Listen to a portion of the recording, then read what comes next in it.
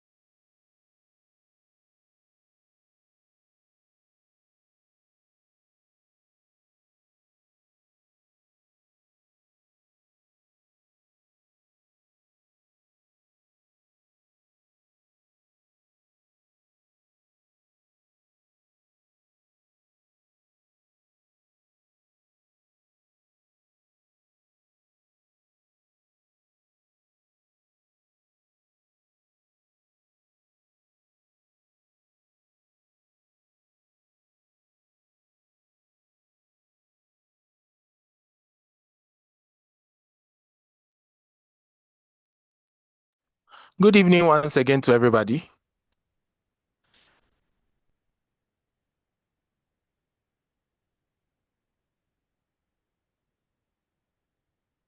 Good evening, class. Good evening, Portville. Please, how are we all doing? Great, so and yourself? By grace, I'm also. So you are welcome to the pre-tuition intervention for the February. We have something else to add, 6th, or we can move on. for the February 2026 diet. So the main purpose of this session is to brief you on how to maneuver your way through the course this time around, what you should be expecting. And the next thing is how we cross-training solutions have made learning easier for you, okay, this time around. So we're taking a lot of questions from you guys regarding what you want to know, how the diet is going to go. Right, this is the first part. So now it will be about what you want to know. It will be a relatively short session about what you want to know, how the diet is going to go, and then the introduction of some new tools which we'll be using to spearhead our learning this time. All right. So shall we pray? Father, in the name of Jesus, we thank you so much for bringing us together as a team and a family. Lord, we pray and commit our lessons today into your hands. May this be a wonderful session, O Lord, as you are in our presence. Be present this day at our table of discussion and bless whatever we are going to do. Grant us your divine grace and mercies as we go along and make this diet a blessing in Jesus' name. Amen. Amen. All right. So I believe majority of you on the call are for final two, right? Yes. So we will start from that point. Now, final two is, you can say, it is one area that requires a lot of practical, okay? So we will first go through the final two questions. I said the final two questions, the final two papers, to see what they entail. And then from there, we'll go on to look at some other things you guys need to have, some skill sets you guys need to have in your arsenal. I believe that is okay. If you have any question, just feel free and ask me. I'll be there to help you along the way. So we'll take a look at the papers from the start. Okay, so we'll start with strategic tax planning. I believe my screen is visible to everyone. Yes. Yes. So one thing I would want to chip across to you is that final two papers are not supposed to be learned in isolation. Okay, tax is tax, and with final two, you just have to understand tax. Understanding tax very well is what is going to push you forward. okay, because the concepts are used across board. Is that okay? Is that okay? So first, let's look at it. Strategic tax planning is paper 10 for final level 2, okay? Now, what is objective? CIT wants to test your understanding and use of the tax laws in the application and solution to what? Real-time business tax problems. So we are saying that mostly for final 2, okay, it's more about application. Like, let's take a paper like strategic tax planning. You have to apply what you have learned from the law. Do you understand? To business solutions. Okay, somebody has some directors and all that. Okay, so I'll show you how the papers kind of look like, right? So that when you are preparing, you prepare well. So we'll be looking at a few of them, how the questions come, what you should be expecting. Okay, so that's how these things are. So once you prepare very well for it, real life scenarios, that's how it is. So you should understand that final 2 is more about what? Real life scenarios, tackling real life scenarios. So let me bring a few of the questions from previous diets and let's see how they were crafted. Come in. Yes. But I hope you are hearing me clearly.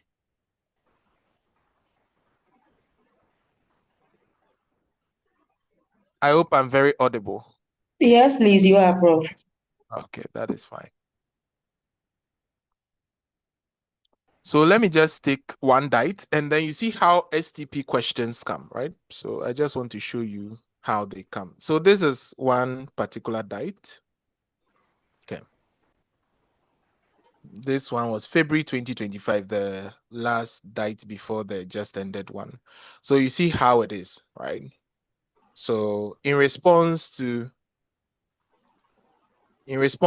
a directive from Bank of Ghana, Apex Bank, a resident company, must increase its stated capital from 120 million to 400 million to meet this requirement. The company shareholders agree. You see, it's a real life scenario. So these are how the questions come. Mostly, you know, the name of the paper is strategic tax planning. So when we talk about the strategic level in every organization, you are talking about the board of directors, right? From the top. And you know, the board of directors have specific decisions, okay, that they take. And there will definitely be some tax implications around those decisions that are taken by the board. All right. And these are some of the things you'll be encountering. And major decisions you'll be taking will be like what kind of businesses to go into, to sell and acquire businesses. You know, the board takes that kind of decision. Secondly, financing decisions, the board is concerned. What kind of business entity should we go into? Are you getting it? What kind of activity should we do? Should we go into banking? Should we go into cattle farming? Okay, so the board is concerned about your strategic or your corporate strategy, right? That's what the board deals with most of the time. And then it will be levered down into tactical strategies and operational strategies or business strategies as you go on. Now, our goal here is to consider you as a senior financial executive, okay? At that level, you are like, we assume that once you finish CIT, you're a big man. You understand? You are that top-notch level where you can really take decisions regarding financing, regarding aspects of taxation which involve purely decision making. Do you understand? So you can see here it says what? Explain the tax implication of this decision by the directors to meet BOG's directive. 2. The transaction has already taken place and the Commissioner General is scheduled to meet the directors of the company on this transaction about the tax issues. What defenses will you make to GRA to avert any potential tax exposure? You can see, right? So these are how the questions come, mostly advisory. Okay, things regarding finance, selling and buying businesses, assets. Okay, so you see another one. Immediately after meeting, the president of Guta sent an email to your firm to explain the comments made by GRA to its members. You can see the choice of business organization. So what kind of business must you go into? These are some of the kind of questions that you will be encountering. Do you understand? And you see the marks are well spread, 10 marks, 10 marks, 20 marks. The chief financial officer of More Ventures, a family business owned by More Family and their associate company based in the UK. and a rapidly growing manufacturing company has presented 6 potential sources of finance to the board of directors for consideration. So the stated capital of the company currently stands at 200,000 issues fully paid for 200,000 cedis. You can see that, right? And they've given you the current shareholders. So issues about finance, dividend, anti-avoidance, tax avoidance, and some of the things you learn from international taxation at the lower levels will be examined here. Okay. So at this level, there are specific models that you need to master. And I'm just showing you how the questions are like. You see, these are real life scenarios that have been mimicked. Okay. So they mimic real life scenarios. You can see, right? Discuss tax implication of each source of finance.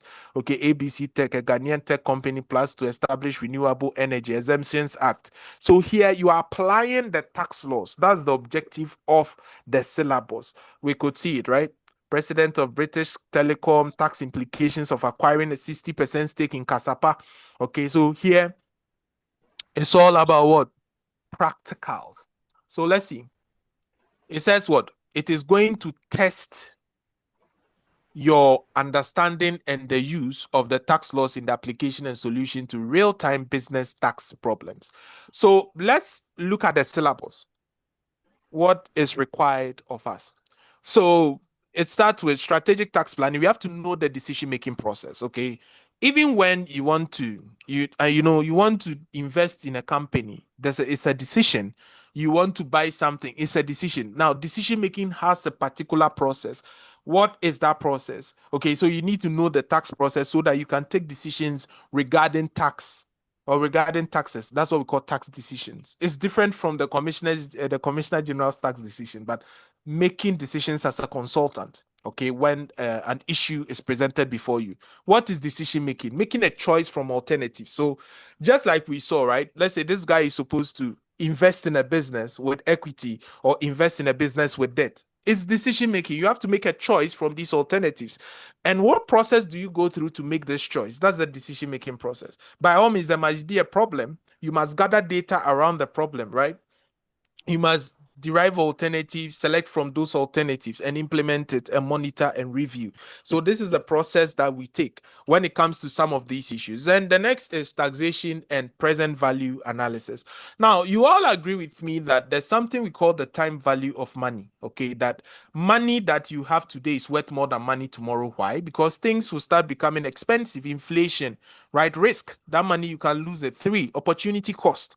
You could have invested that money elsewhere, which could have generated you something better than what it would have been, right? Because of these 3 factors, that is risk, opportunity cost, and then inflation, it makes money difficult to defer into the future unless you want it today. So as money goes into the future, its worth today is lower because of these 3 factors. So it means that if I have any cost and I can defer it into the future, it will be what lower compared to if it were today.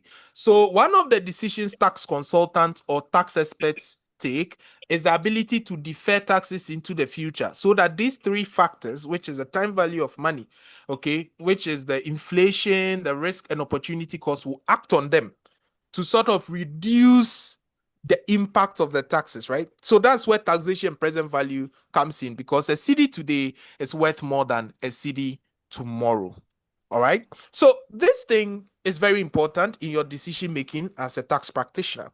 So from there, we have to look at basic principles of tax planning. Now, to plan, there are some principles that everybody must know. That we would want a location which has a lower tax than a location which has a higher tax. Everybody knows that. Everybody wants a business with a lower tax than a business with a higher tax. No, so everybody wants to go into an activity that will give him a lower tax than an activity with a higher tax. So these are principles that guide tax planning. Tax planning has 2 major things, okay? One is what we call tax avoidance, and one is what we call tax management. Tax avoidance is where you try and exploit loopholes or do things that will help you get incentives or tax benefits under the tax law, while tax management is complying with the tax law. So actually complying with the tax law is the proper way of planning taxes, because the best way to plan your taxes is to comply. Okay, it's not only about reducing taxes, but also complying, because the definition of tax planning is your ability to arrange your affairs in such a way that you are availed of all the benefits under the law and also not paying more than you are required to pay. Meaning tax compliance comes as part of tax planning. That's what we call tax management. All right. So as part of these principles, we have what we call the maxims of tax planning or the variables of tax planning. So as I told you, nobody will want an entity with a higher tax rate. So we call that the entity variable. Going into a business with a very low tax rate, right? Time period variable goes with the time value of money. There are some benefits that avail themselves because of time. I get it. Because of the time value of money, there are some benefits that you enjoy, or some benefits that pass, or some things that you are going to enjoy. Nobody knew that the reliefs are going to increase. It's a time variable. Then we have the jurisdiction or the location variable. In Ghana, there are some particular places that you have to locate your business or situate your business that will give you a lower tax rate.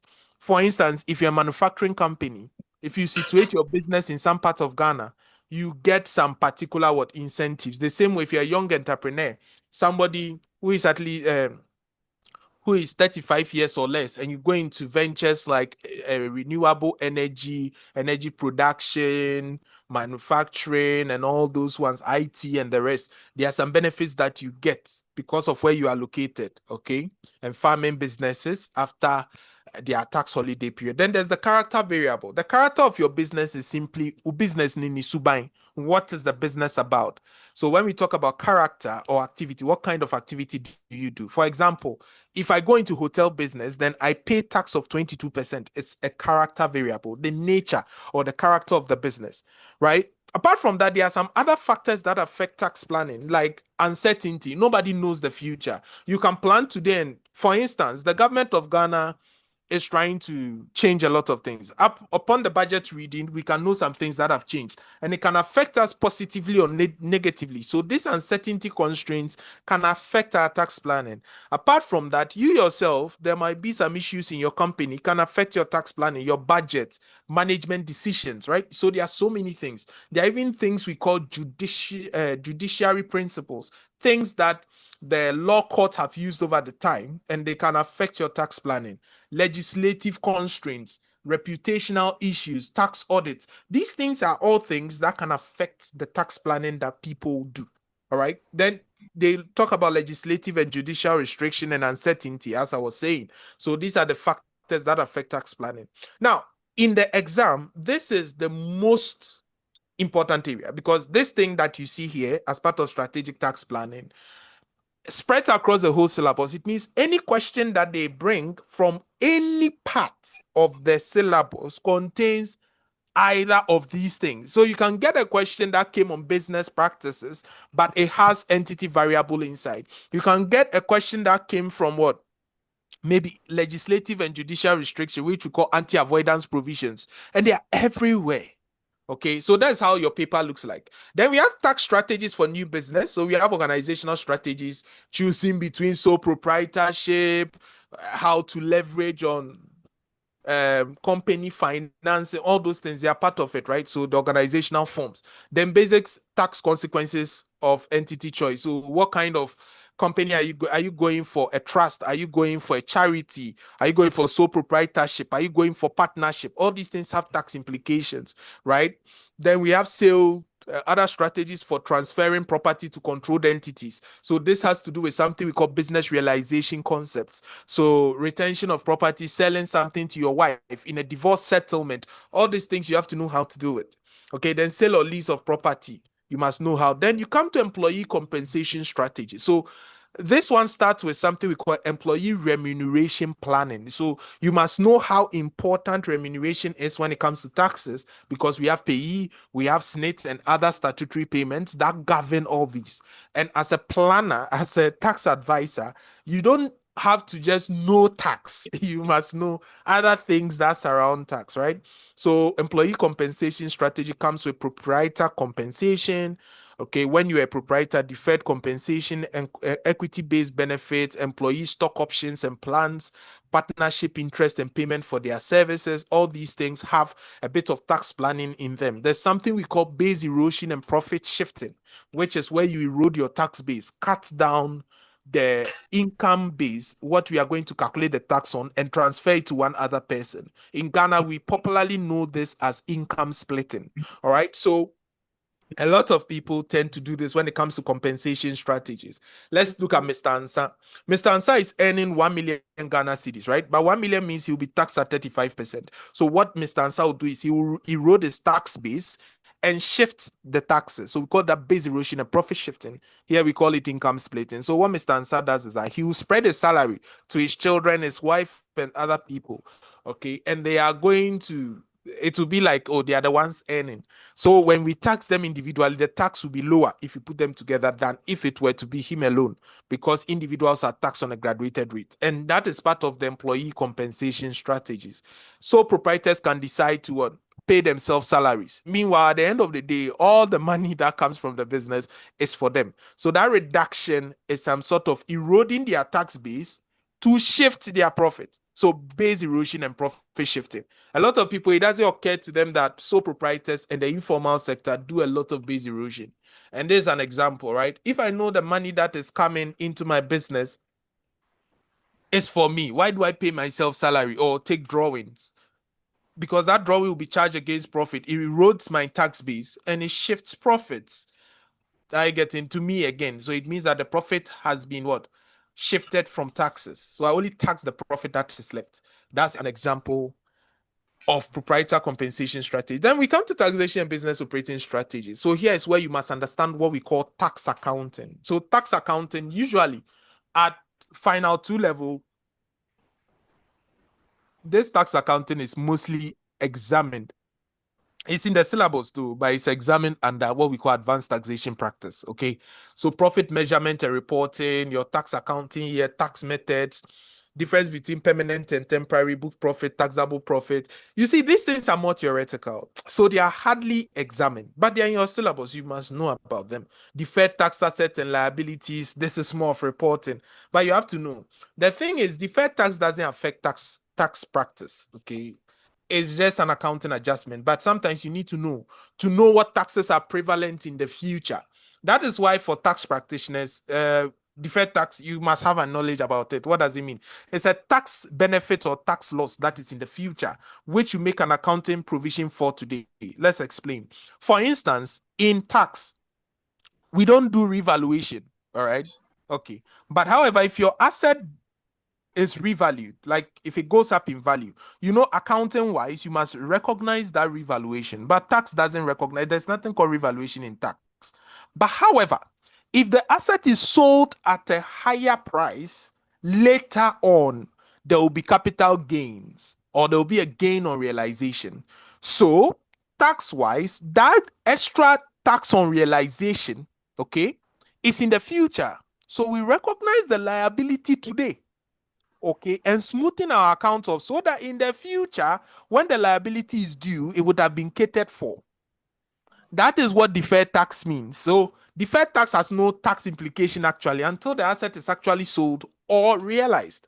But you need to know that, okay, this tax is in the future. If the asset goes down in value or is impaired in accounting, as we call it, impairment, you have lost value. That means you have what? Accelerated credit. You have some tax credits, meaning a loss on realization will reduce your what? Your income. So you recognize a tax asset now, so that in the future that will be catered for. So these are some of the things that you must understand. But we don't use it in tax practice at all. You just have to have knowledge about it. But now we don't even teach it again anyway.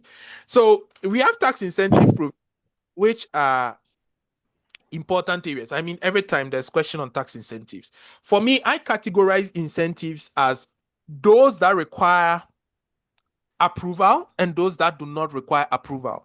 So incentives that require approval are the ones that you have to apply, like applying to the Free Zones Board, having a license, those kind of things, applying to Parliament under the Exemptions Act. All those ones require approval. The GIPC rules, they require approval, right? If you want a waiver or variation of your taxes, you must apply, okay, to the Ministry of Finance. It goes to Parliament and all that. Anything that requires an incentive, a tax incentive that requires an approval, will require you to, sort of apply or something. Then we have those that are automatic. That is the ones that do not require approval, like tax exemptions, tax concessions, tax deductions, and tax reliefs or tax reductions. This one do not require any sort of way. So far as you find yourself there, capital allowance, you have an asset that meets the criteria, you can start applying it. You don't need anybody's approval or permission because the law has given you the permission.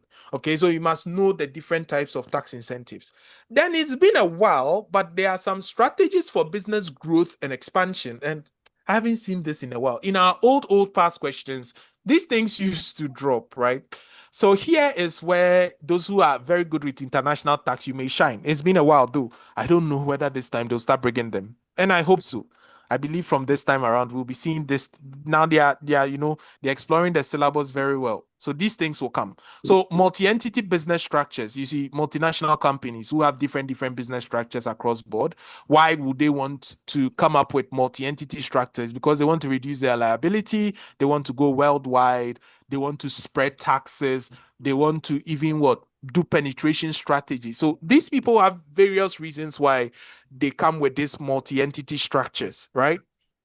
Then you must know about international business expansion strategies like what we call inversions, transfer mispricing, base erosion, and profit shifting. So people use different ways, foreign direct investment, and so on and so forth. Then there are some jurisdictional issues. You must understand things like permanent establishment, okay? You must understand permanent establishment, double taxation treaties, foreign tax credit.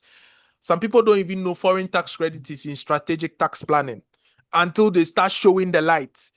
Okay, so the light there, now they'll start showing people shaggy, and I like that. So we have to look at how the sources of income and deductions and transfer pricing. So transfer pricing that you did in international tax is still here, just that they don't see the need to examine it because you've already done that.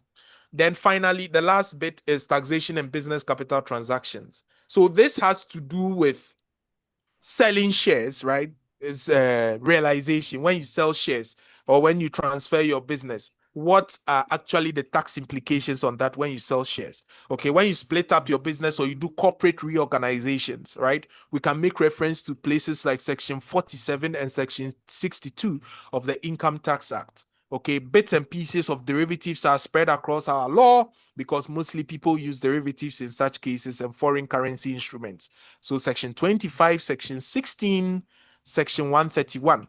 So these things support all these things. And it's very important. Every day there's a question on this. Whether you like it or not, this thing will come. Okay, realization. So basically, when it comes to strategic tax planning, these are the main things. But things like corporate divisions, they come in a weird way. They don't really tell you it's a corporate division, but they'll tell you somebody has shares and now the company needs more money. So maybe a new business was created and the shares were allotted and all that. So we can have one which is a split off or a split up or a spin off. Okay, it depends which one brings a new company, or still shareholders in the old company will transfer shares to a new entity, or they'll just share benefits amongst themselves, or an entirely new business comes and they share the profits. So it depends. Okay, these are all types of corporate reorganization. So strategic tax planning, the major areas that it is about entity choices, financing, activity variable, that is your character and the incentives, the business types you are going into, and realization. Okay, these are the major areas. But apart from that, every other aspect of the law, including indirect taxes and everything, can still be examined here. All right. So that was about strategic tax planning. If you have any questions, you can ask before we proceed to the next one, which is paper 11. The Odogu himself, advanced taxation practice. So anybody with a question can put up their hand. I'll call them. Then they would give me their question before we move on. Who has a question? Who has a question before we move on to the next one? Oh, I need you to ask questions. Oh, ask questions. Okay. Since no one has a question or someone has a question for me. Ramos, do you have a question? No, sir. You are cool. I'm cool. I'm cool. All right, that's fine. So we can proceed. So, advanced taxation practice. What is the objective of this paper? Now, it is to test the candidate's ability to, one, display an awareness of the impact of all major taxes on transactions of what? Individuals, partnerships, companies, and also appreciate the importance of taxation in personal and business financial planning and decision making to solve unstructured problems which draw on the interaction of taxes and demonstrate the skills expected of a chartered tax practitioner. Look at the name of the course, Advanced Taxation Practice. Let me highlight this word, taxation practice. So the things we do daily, okay, as tax practitioners, filing returns, paying taxes, preparing accounts, those things are the things they examine here, the daily tax practice. So just having that idea alone can tell you that you should always be expecting these things. I think I don't know whether it's a wrong idea that has been sold to people. They are expecting questions. No, don't expect questions at final two. Get the principle. Once you get the principle, I can assure you that your success will be guaranteed. It's not about questions. That way, whatever you expect, you will not go and meet it in the exam hall. I always tell that as a student, your job is to prepare. Your job is not to predict. You are not a prophet. You are a student. You are not what? A prophet. Is it clear? So people don't try to learn principles. They are expecting questions. So you go and they twist one of too few things. So true. You will not make it because you are expecting questions. It's the principle behind what you are doing. So this syllabus is quite huge because it literally has everything concerning taxation, right? So we must know and ascertain and compute income and income tax payable by individuals, corporate entities, in partnership, trust, and other unincorporated businesses. Okay, so here just this alone is so huge, right? So you must know how to compute income and the taxes. It's two different things. They are not the same thing. Learning how to compute income, that is chargeable income, assessable income. Learning how to compute income tax payable. If the person was an individual, if it was a company, if it was a partnership, a trust, and other unincorporated businesses. Now, let me explain something to you. You see this trust and other unincorporated businesses, a lot of people don't learn them well. Okay, a lot of people don't learn them well. They learn them in a shabby way. It can take you by surprise. Some people don't learn it at all because it's rare, like it hardly comes. But you have to know them. All right. We must know how to compute reliefs and capital allowances. So various reliefs that come with the business, you must know how to what? Compute them, and capital allowance. You see, capital allowance was on its own. It means it's a big area. So I can tell somebody that capital allowance is something that can come every night. Would you believe if I said that? The capital allowance can come every night, or it comes every night. Who can agree with me? In one way or the other, it comes every night. Who can agree with me? Because it's a major expense that taxation holds so dear. All right. So from there, you must know how to deal with what? Employment income, retirement savings, and life insurance premiums. Now, retirement savings and life insurance premiums at 592, we used to deal with them. Under at 896, it didn't introduce them. But taxes deal with what? Transitional provisions, like when you are moving from one law to the other. Still, when you look at the personal income tax, the one that you pick at the personal income tax return that you pick at the GRA office, you see the life assurance premium there. Okay, but the ones that you download online, I hardly see them. But still, on the personal income tax return, it is there, but in the law, it is not there. So you apply transitional provisions for them. So you have to still know them because most questions, they still bring them. Then you must know how to apply correct rates of import duties. Okay, so you must know how to calculate CIF, what we call customs value, or cost insurance and freight. You must know how to apply correct rates to VAT, special taxes, excise duties, and other prevailing taxes on export, import, and locally produced goods. So indirect taxes are also prevalent in this course. Then determining correct classification of goods and true value of goods. This is what we call customs valuation. You must know how to get primary custom values, secondary custom values, and other ways, fallback method, computed value, and all that, right? So it's also a big area. Then you must know mineral royalties. This thing was done in oil and gas, 5% of gross value of minerals won, or gross minerals, or gross income, right? So mineral royalties is on its own. It's been a while. I haven't seen it in a while in advanced taxation practice. But however, sometimes the examiner goes out of his own way and asks you how to calculate petroleum income, minerals and mining entity and their income or their deductions, right? Then we must be able to apply principles in respect of cessation of trade or liquidation or reconstruction or amalgamation. This is what we call changes in ownership. That is the disposal of shares that we were talking about when I was talking about the strategic tax planning. It is still here. Okay, so you don't joke with amalgamation, reorganization, and the sale of shares and businesses. Then we have the taxation of insurance businesses. So you must know how to deal with general insurance, which is let's say marine insurance, fire insurance, burglary insurance, all those insurance. Then we have life assurance, right? You must know how to deal with both of them, including the disposal of insurance businesses and the payment of insurance proceeds. If you invest in an insurance company and they want to pay you proceeds from the insurance, okay, you must know how to deal with it. Then you must know how to deal with capital gains and valuation and taxation of gifts. That is selling of assets. You see, here was about selling of businesses. Here is about selling of assets and liabilities. So you must know how to deal with them as well as dealing with gifts. Then we must know tax administration. Okay, so here alone relates to tax administration. That's the application of provisional and self-assessment rules and their relationship to business financial decisions. So here is, people think advanced taxation practice is just calculation, but you must know how to deal with assessments. That's why I said in your day-to-day life as a tax practitioner, what do? You file returns. They can ask you a question on return filing. You raise assessments. They can ask you a question on assessment. You raise objections. They can ask you a question on objections.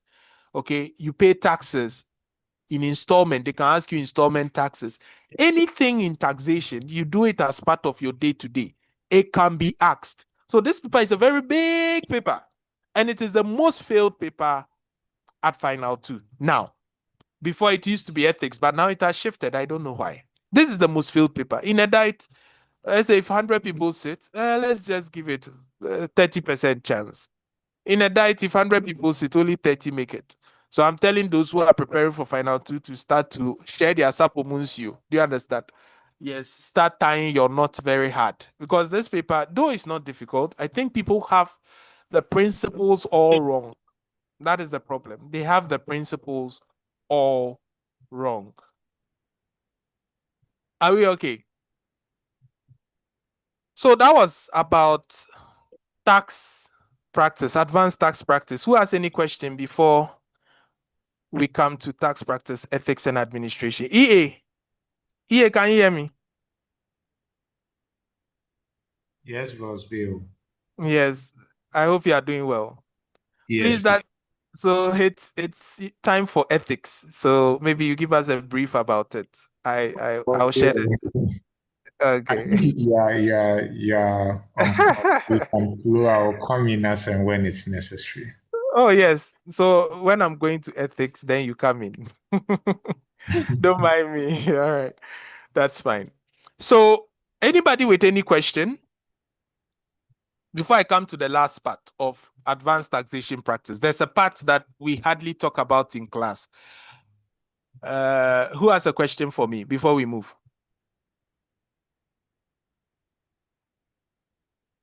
Who has a question for me? That means Obia, you okay, and then you'll be a question. Okay. So the next part of advanced taxation practice is one of the difficult areas. Okay. They haven't examined them in a while. So that's the tax accounting principles we saw in strategic tax planning. All right. So the taxation rules for determining income on cash basis accounting. That's rare.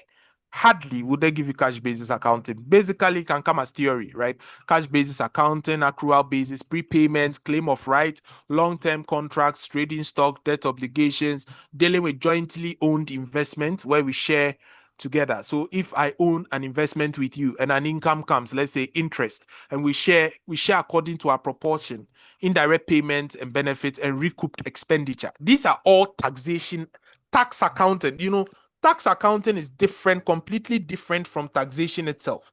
Tax accounting is where tax and accounting rules actually merge or where they cross each other. Okay, and these ones, they are there. Okay, when you start from section 18 onwards up to section 27. or let's say 28. These things are all there. Even 29 and 30, I will consider it as part. So from section 18 to 30, these principles are there. And they hardly examine this. I won't lie to you, but you have to know them because you need this to apply and advise. Then there's some aspect of taxation that apart from somewhere 2013, 2014, I haven't seen them examine these things for a while. Okay. Distribution by corporate entities, yes, is part of that amalgamation thing. Hedging, yes, we examine hedging section 16, section 131, section 25. All right. Rollover reliefs comes with realization. But in the old law, rollover reliefs were just there under section 41. Then the collateral benefits, when you are supplying shares to employees, stock options, and all that, then profit or dividend stripping. So there are statutes and case laws. So if CIT says they are really going to examine this paper, I don't think a single individual can pass. Because if they start examining these aspects, the paper will be very cumbersome. Because these areas will involve a lot of thinking. A lot of thinking, you would think. But now they've reduced it to just computations and explanations. And even look at that, the pass rate is very low. But I believe with us, everything will be fine. All right. So that brings us to the end of advanced taxation practice. Anybody with any question before we move? The questions also make it fun. Anything you would like to know? What is the level of the paper? How is it going to be? We are at your service. Anything you need to know, just let me know and we'll answer you fast. Any question?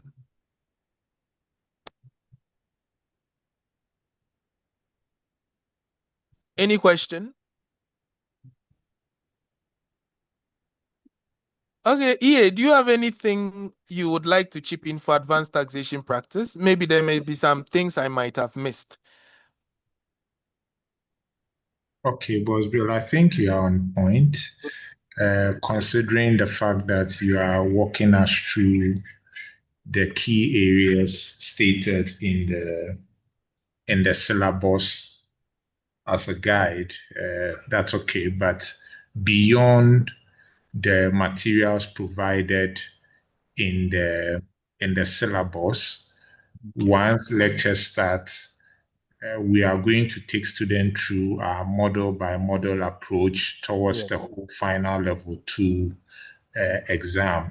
That is to ensure that everybody will secure a pass mark in the exam.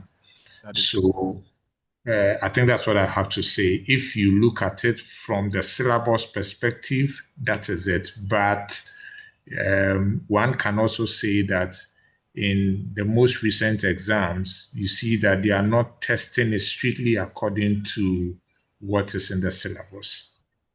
Yeah, because when, tax changes, the taxes, what word should I use? It's spontaneous, right? So it changes as and when, like, things change, it also changes because tax is current issues. You all know that. So as things are changing, the syllabus is changing with it, but the document has stayed static. Maybe I believe this time they'll work on it. But that is a little we have to offer. So nobody has a question. Can we move to our last paper for final level 2, paper 12? Paper 12. So this is tax practice administration and ethics. And I will tell you the truth. This is the biggest paper. This paper is the biggest one. Everything we've seen from paper 10 and 11 is here. Everything we've seen from paper 10 and 11 is here, okay? So, though this is the syllabus, we have a particular way we structure to make it very simple for the student, okay? We've done this for a long time, so we understand what we are saying. As you saw EA say, the model by model approach, yes. So we learn according to models so that there are some models that overlap. You must know them and you must practice them very well.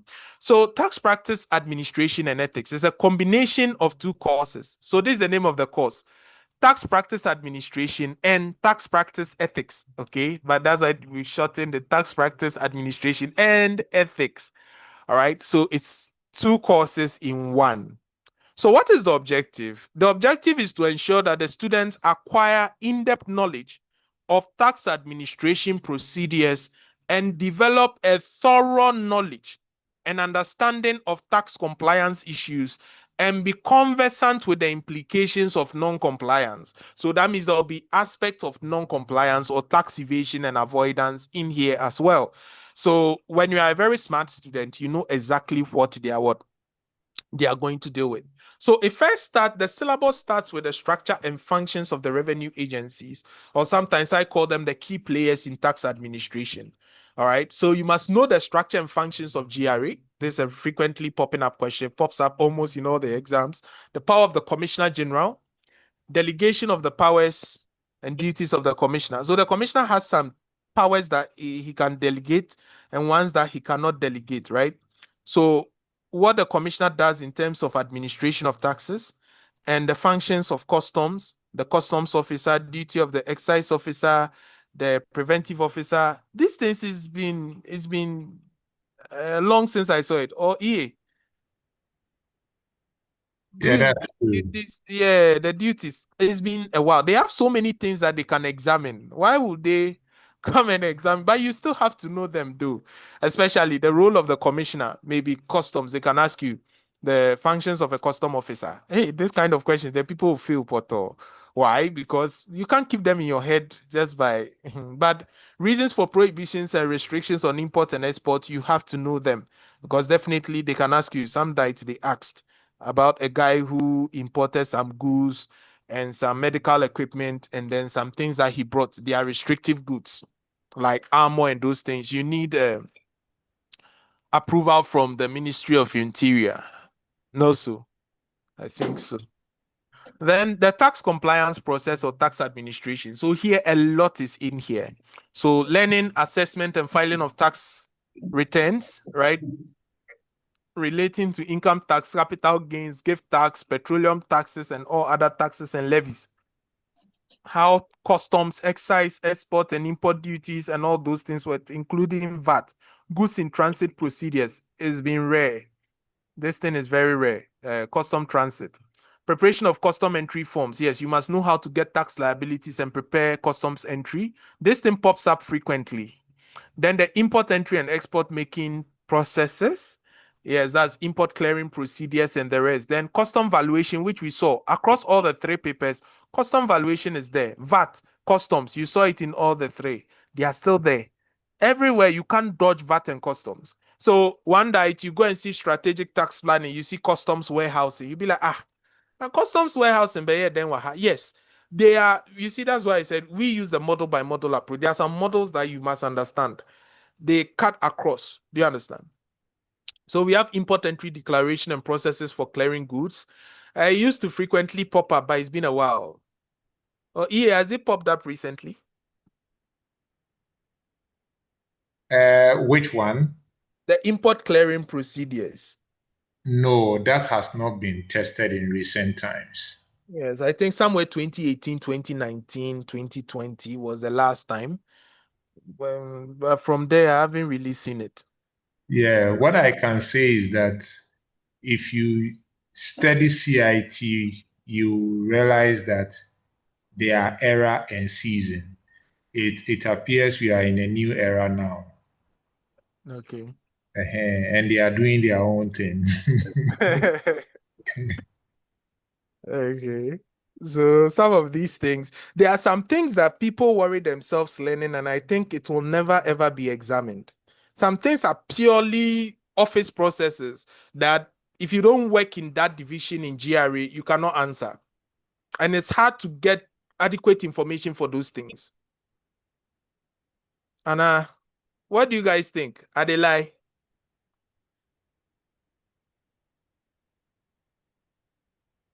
Oh, you know, live before.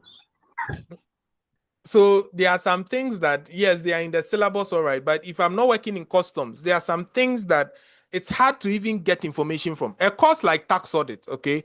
There are some things in the syllabus that unless you work at GRA, you will never know.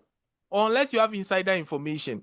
Okay, and that is something that I wish they could have changed, okay, until the person works there. So it puts some sort of pressure on the student to work hard, but we always try our best to make sure that some of those things you are aware of them. So free zones is something that cuts across all the three papers, and duty drawback. These two things you must know them, whether you're doing final one or final two, across any paper. they can ask you about free zones and even duty drawback. All right. Now, customs warehousing, bonds and securities, a frequent turn-up, you must know. The preparation of returns for communication service tax. Now, CST, let me give you the nature of CST. CST is like a jealous girlfriend, right? She doesn't want to be with you. When she sees you with somebody too, she's angry. Now, that is the nature of CST. CST will not come for you to say, oh, CST, you are predicting. CST comes like Jesus Christ. You wouldn't know when CST will come. It just takes you by surprise. Boom, once, just like that. And that's how CST is across all papers. CST hasn't been there, but it is there. So please, people who usually don't talk about communication service tax, they need to start talking about it. As EA mentioned, we are in a new era, and CST is still there. Okay, CST is still there. Now that they are going to review the new VAT rates, CST will be introduced again because we will have to know how it impacts VAT. So please, if you haven't written it down, write it down. It's a current issue as well. All right, then the due dates for filing, payment of taxes, VAT returns, payment, and documentation requirements for import services. Some of these things, they wouldn't really ask it like that, right? But imported service, you must know it. It's causing a major issue in the system. Then collection of taxes, attachment, garnishment, tax debt, this thing, we call it, what's the word we even use? It has escaped me. Yeah, please, if you can remind me, the word we use here. Recovery of taxes. Recovery of taxes, thank you. Recovery, no number. Because of collection. So this area, almost every diet, I believe recovery turns up, right? Almost every diet. There's a question on recovery one way or the other, hidden somewhere. It's one of the popular areas the examiner likes testing. Yes. Yes, that is proper administrative guideline because I think GRA, that's one of the proper administrative guidelines that they implement, taking taxes from people. And it goes with refunds and set-offs. Okay, refunds and set-offs, because if I'm not taking from you, I'm giving to you. So you must understand those ones. Then we come to objections. These areas, they like them. So collection procedures, that's the recovery. Then we have objections and appeals, because they may raise a tax on you. And here also comes with tax audits. Okay, comes with tax audits. So objections and appeals, the process of resolving tax disputes, tax decisions, the procedure for imposing interest and penalties. Interest and penalties, you have to know it, but I think they mostly examine it rather at advanced taxation practice level. It's been a while since they examined interest and penalties, but they can examine what we call interest on underestimation of taxes, right? That one is a common one, but the other ones is rare. Then tax offenses, once a while it pops up, but since 2019, haven't seen tax offenses.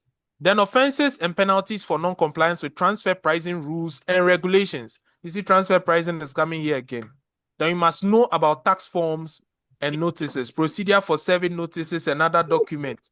If it is served at your premises, documents containing mistakes, all that. So the process and conditions for identifying taxpayers. So in Ghana, we identify taxpayers through the TIN and the tax clearance certificate as well. You must know them, right?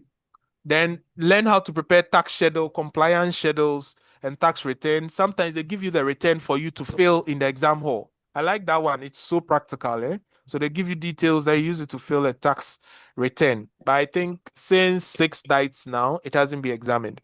Then the meaning and interpretation of terms specifically used in authoritative sources of revenue law. So you must know what we mean by, we have 2 sources of revenue law, right? We have the primary or authoritative sources, the actual laws, and we have what we call the secondary ones, which are the ones that were gotten from the primary one. So for instance, the tax law itself is an authoritative source, right?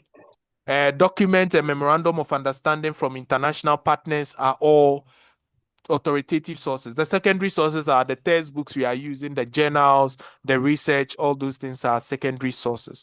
So this part ends the tax administration part of the syllabus, okay? Now we start with the ethics part, and the ethics part starts with the tax consultancy process. So the tax consultancy process is the day-to-day work of the tax consultant, okay, where you manage the phases of the consulting process. They can ask you, what are the phases? The relationship building phase, where you enter and contract, take up the contract, the information phase, where you gather information, where you take action, where you give feedback, or where you terminate the procedure. Okay, then you must learn the authoritative sources of revenue law, which I mentioned, and the secondary sources. So all these things are authoritative sources. So statutory law, administrative interpretation, judicial interpretations, and the tax treaties themselves. Then you learn the secondary sources: tax periodical, tax services, tax manuals, textbooks, research, journals, and all that, right? Then another big area, which is what? Tax research. So you must know the elements of tax research and the process of conducting tax research. Now, when you look at this area looks so small, but sometimes it can be worth 20 marks. And I hear tax consultancy and tax research. Sometimes they come for 20 marks. Yes. I think this just ended that August 2025. Tax research did not feature. Oh, okay. But it's So part of the it means that so, it stands the chance of being tested in February 2026.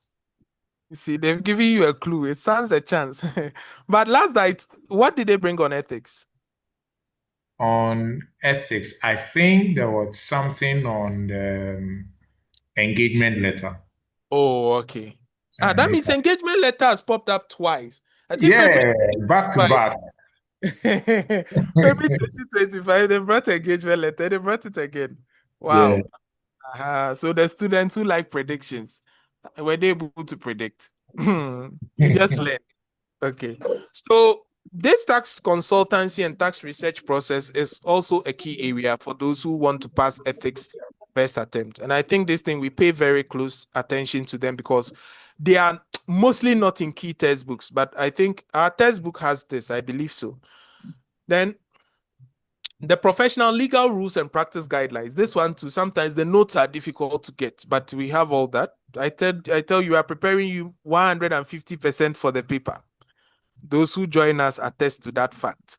Now, professional legal rules and practice guidelines. Now, the legal rules, you have to know things like ownership of documents, section 27, retention of records and time limits, information requests from revenue agencies, requests from other parties, data protection. These are all in the practice rules. These are international documents, okay, from the Association of Tax Technicians in the UK, the Institute of Chartered Accountants England and Wales, and Chartered Institute of Taxation UK. It's an international document that all tax bodies use worldwide.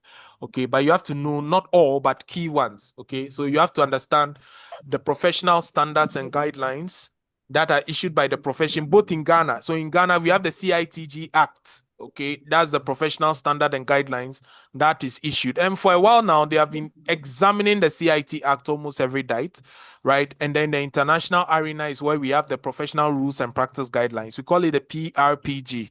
All right.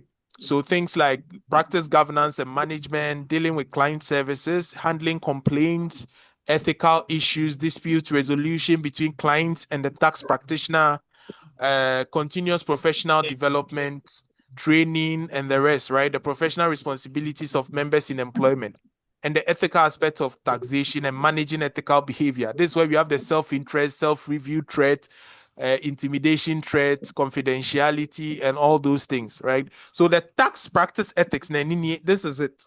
Okay, this is that part. So when you take from tax consultancy process to here, that's the tax practice ethics. And from here, that's from the structure and functions up to the objections and the revenue law. That aspect is the tax administration part. So this is the complete overview of the final two syllables. Please, now I'll take questions. Any final remarks concerning final two before we move to final one? Okay, I think you've done a good job. You've spoken about paper 10, strategic tax planning. If you look at the last 2, 3 diet, you can see that the examining team is trying to give the paper a facelift.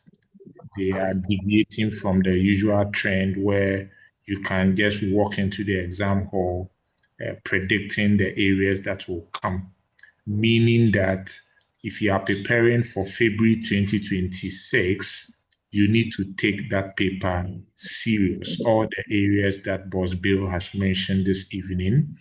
If your intention is to write February 2026, then you have to take it serious and start studies right from day one.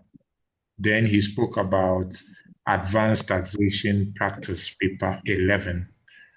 It's sad to say that paper 11 has become the Waterloo for a lot of students, but with the right approach, with the right discipline on your part as a student, you will be able to secure your minimum mark of 50% to pass the paper. It demands a lot, but it's not difficult. It's not something that you cannot pass. If your colleagues that, why not you? You cannot. So the last one is paper 12. Of all the 3 papers at final level 2, in my own opinion, paper 12 is the bulkiest. The syllabus is very, very heavy. So if you don't start early and you are the type who like leaving everything to the very end, then you will be overwhelmed by the kind of information you will have to cover before you sit the paper. So colleagues on the call, don't defer anything to the future. The time to act is now. Boss Bill, over to you. Thank you so much for the words so sweet. Yeah. So that was it for the final 2 syllabus. Please, anybody with any question before we go to final 1? Anybody with any question before we proceed to final 1? Before we proceed to final 1. Who has a question? Or it could be a question on anything concerning the course. That's what tell me you are really committed. You are ready to start learning. Yes? Who has any question? Hello. Yes, boss. If I may ask, what the strategy of learning are we going to be taking through the full complement of the syllabus or possible areas of examination? Which is the style? Okay, so this question there, I'll give it to EA. EA, this question is for you. Okay. I think the name I saw is HP. Do you mind mentioning your full name, sir? Hello? Hello? Okay, so let me go ahead. Hello. Yes, sir. I said my name is Citg Smile. I already named the device. Oh, okay. Okay, that's All fine. right. So at Prof's Training Solution, our focus is not only to help you pass, okay? Our focus is not only to help you pass. So we are going to take you through all the topics or the models that will be. Number 2, we also prepare you to become that contracts consultant you have desired to. People who have passed this paper, my boss, if you ask them questions about taxation now, they cannot speak to it. Is that the kind of person you want to believe? The answer is no. So we don't encourage shortcuts. We will take you through all the key areas that you are required to know so that no matter what happens, we know that you will pass the paper. Not only pass the paper, if you work with the authority, you'll be able to function effectively. If you are working as a consultant, you can go out there knowing that you will give your client value. Boss, I don't know if that answers your question. Very well. Okay. That is fine. To top it up, at Prof's Training Solutions, it's about bring in the new version of you, the new tax version of you, right? So for final 2, yes, we teach you everything as well as exam. You see, we don't just teach you to know, we also give you exam techniques, how to prepare well, what you should focus on in terms of techniques, what you should be expecting in terms of your learning approach and all that. We give you the full package. I mean, that's why I said we give you 150% preparation. But remember that no matter where miracles are, the student needs to put in his own. You can all attest to that fact, right? That you hear, oh, Jesus is coming. You have to hold the helm of his garment. You have to take the action. I see a lot of students just looking for solutions, but forgetting that they are the ones going to write the exam. Okay, your part is, you have a part to play.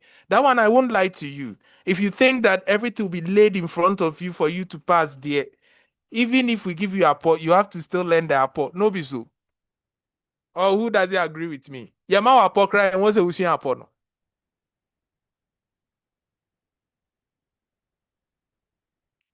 Everyone is quiet too. If you are giving a pot, don't you have to still learn the apple? Yes, you are. Yes, you have to. So the student also has a part to play. We will do everything we can. With God being on our side, everything will be fine. All right. So as EA said before, you heard from him. The syllabus is, the syllabus is changing because tax is all about current issues. So they do examine the syllabus as you see. That's why you see some things I hardly talk about them as we are doing this walkthrough because modern concepts, some things are now modern. They've changed over time. All right. That is why we are using these new ones. But we start with paper 7, and I would like to invite our big man himself to give us a little brief about the paper before we start walking through. Yes, Mr. Autry. You are welcome. I don't know whether you can hear us. Thank you. Thank you. So, boss, I thought you were going to. I'll go through. Just a little brief. Okay, all right, that's fine. So, first, tax audit and investigations is a final 1 paper, as we all know. And it is one of the very stubborn papers people ordinarily would underestimate. But then, after some sittings now, I think for the past 6 nights, the examiner had been changed and questions are more practical and quite twisted. So students find themselves wanting if there's a slight twist as to whatever they already know. Here we are at Prof's Training Solutions. We come with a lot of methods to help you assimilate whatever tax audit and investigation is about, giving you all diverse ways questions can be framed, and at the end of the day, putting you in a good position to get that 150% preparation. Delving into the course, basically, tax audit is very broad because as a company, you need to undergo tax audit. So it's basically everything that has to do with tax. But then it concentrates on some specific areas, which helps tax audits not to delve into other matters like transfer pricing, which will go into matters of, let's say, international taxation and the others. In summary, tax audit is basically, we are going to look at how you plan for your tax audit, some of the ethical considerations gathering tax audits. We are also going to look at certain things like gathering your audit evidence, because after planning, you need to begin the field work. So that's an evidence gathering stage where you gather evidence. So you look at all the nitty-gritties that has to do with gathering audit evidence. Then we delve into some completion aspects and reporting aspects of tax audit. However, this course is not tax audit in isolation. We have the investigation aspect as well. And here we bring to terms with you some investigative activities that can be carried out alongside tax audit. Things like forensic audit, due diligence audit. We will be looking at things like data mining and a lot more concepts. So in summary, tax audit is a very stubborn paper, not too straightforward, but then with us, I believe strongly, and with your effort as well, you'll be able to go through this paper with a smooth sail and get your 50 mark. So on this note, Boss Bill, I would want to hand over to you. Thank you for the words so sweet. I think it was a very good introduction. Now, we can see tax audit and investigation paper 7. That means if you start final 1, this is the very first paper in the final level. And my thing is, if you've done the professional level before, that means you have gone through the CIT professional level, then this paper will be a little soft for you because of how they train you to the professional level, especially the accounting and finance bit, right? You know, CIT accounting and finance is a bit weird, but that helps you in tax audit and investigation because you have done indirect tax. But people who take exemptions usually struggle with this paper, and I'll come and explain why. The tax audit and investigation paper is a merger of 4 courses. What did I say? It's a merger of what? 4 courses. Okay, so if you are preparing for tax audit, you must know and understand. Let me change the color. It's a merger of law, accounting, auditing, and taxation. Okay, so tax audit and investigation is made up of 4 courses in one: law, accounting, auditing, and taxation, right? So the objective of this course is to test the student's ability to apply audit and investigation principles and procedures to obtain information for taxation practice and other purposes. Okay, so how do you apply? So the word there, which people hardly ignore, they think tax audit is theory. And I Prince Meboa, the word there in the syllabus itself, they've made it clear. They said what? Apply. But people don't listen. They hardly apply. They think they'll go and theory will be there and they'll just write and pass. No. You have to think. What are they expecting from me? You are the audit manager. Then you've been here. There are quality control problems. What is the procedure? What are you going to do? A junior is testing. He's doing inventory rollout. Is a junior supposed to do that? Okay, a material area, a trainee is doing that. Is he supposed to do that? All these things, you have to think about them.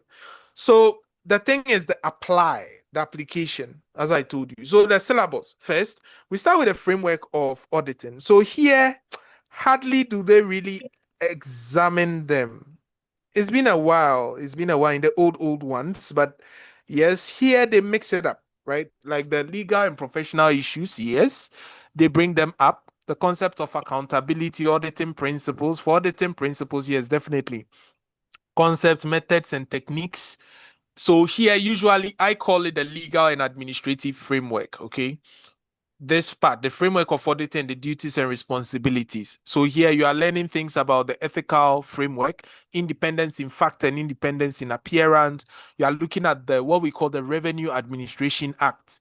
Okay, everything in the Revenue Administration Act can be examined in this course because it's part of the legal framework. The legal rules that you see here is what we call the Revenue Administration Act, sorry. So every rule in the Revenue Administration Act can be examined here. Okay.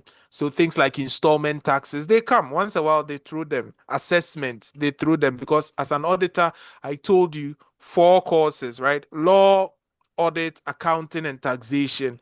You just have to be ready for that. Then you must know the duties and responsibilities of the auditor, right? So what is the duty or the responsibility of the auditor concerning misstatements and forming opinions on the financial statement, right? The auditor's duties to primary clients and third parties, and auditor's liability. Under what circumstance would the tax auditor be sued? How would you be sued as a tax auditor? This thing we have to know. Then we come to audit planning. So this is one of the most examined areas because it's broad.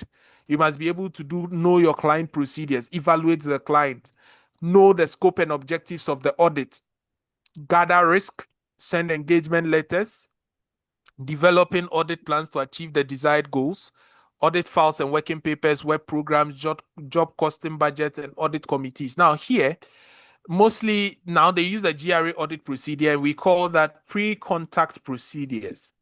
Pre-contact procedure. So usually we use that approach where you receive your case file from the head of audit, you gather information about the taxpayer, you do your risk assessment, okay, you determine the scope and depth of the audit, and you discuss your You document conclusions in the audit plan and discuss with your supervisor. You now decide with the team and you send the notification to the taxpayer. But with all that, you must select the taxpayer for an audit.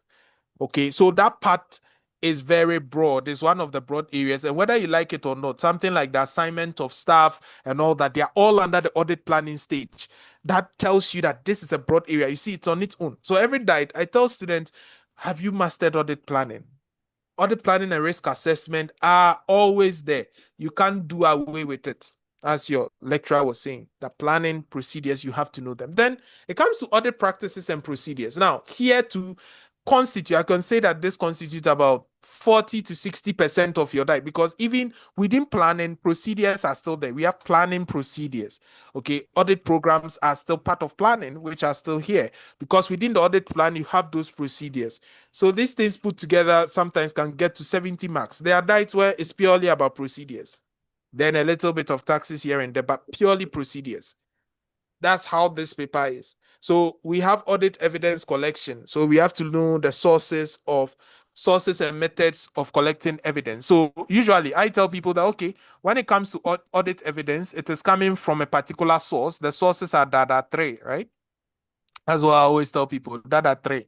So audit evidence can come from documents, vouchers, receipts, and the rest. It can come from assets themselves through physical inspection. It can come from directors through management representation. It can come from what? Accounting books, like your ledgers, your books, your trial balance. It can come from third parties, like your banks, your legal, your lawyers, your receivables, your payables. So these are all sources of evidence. So documentary evidence, oral evidence, they are all sources.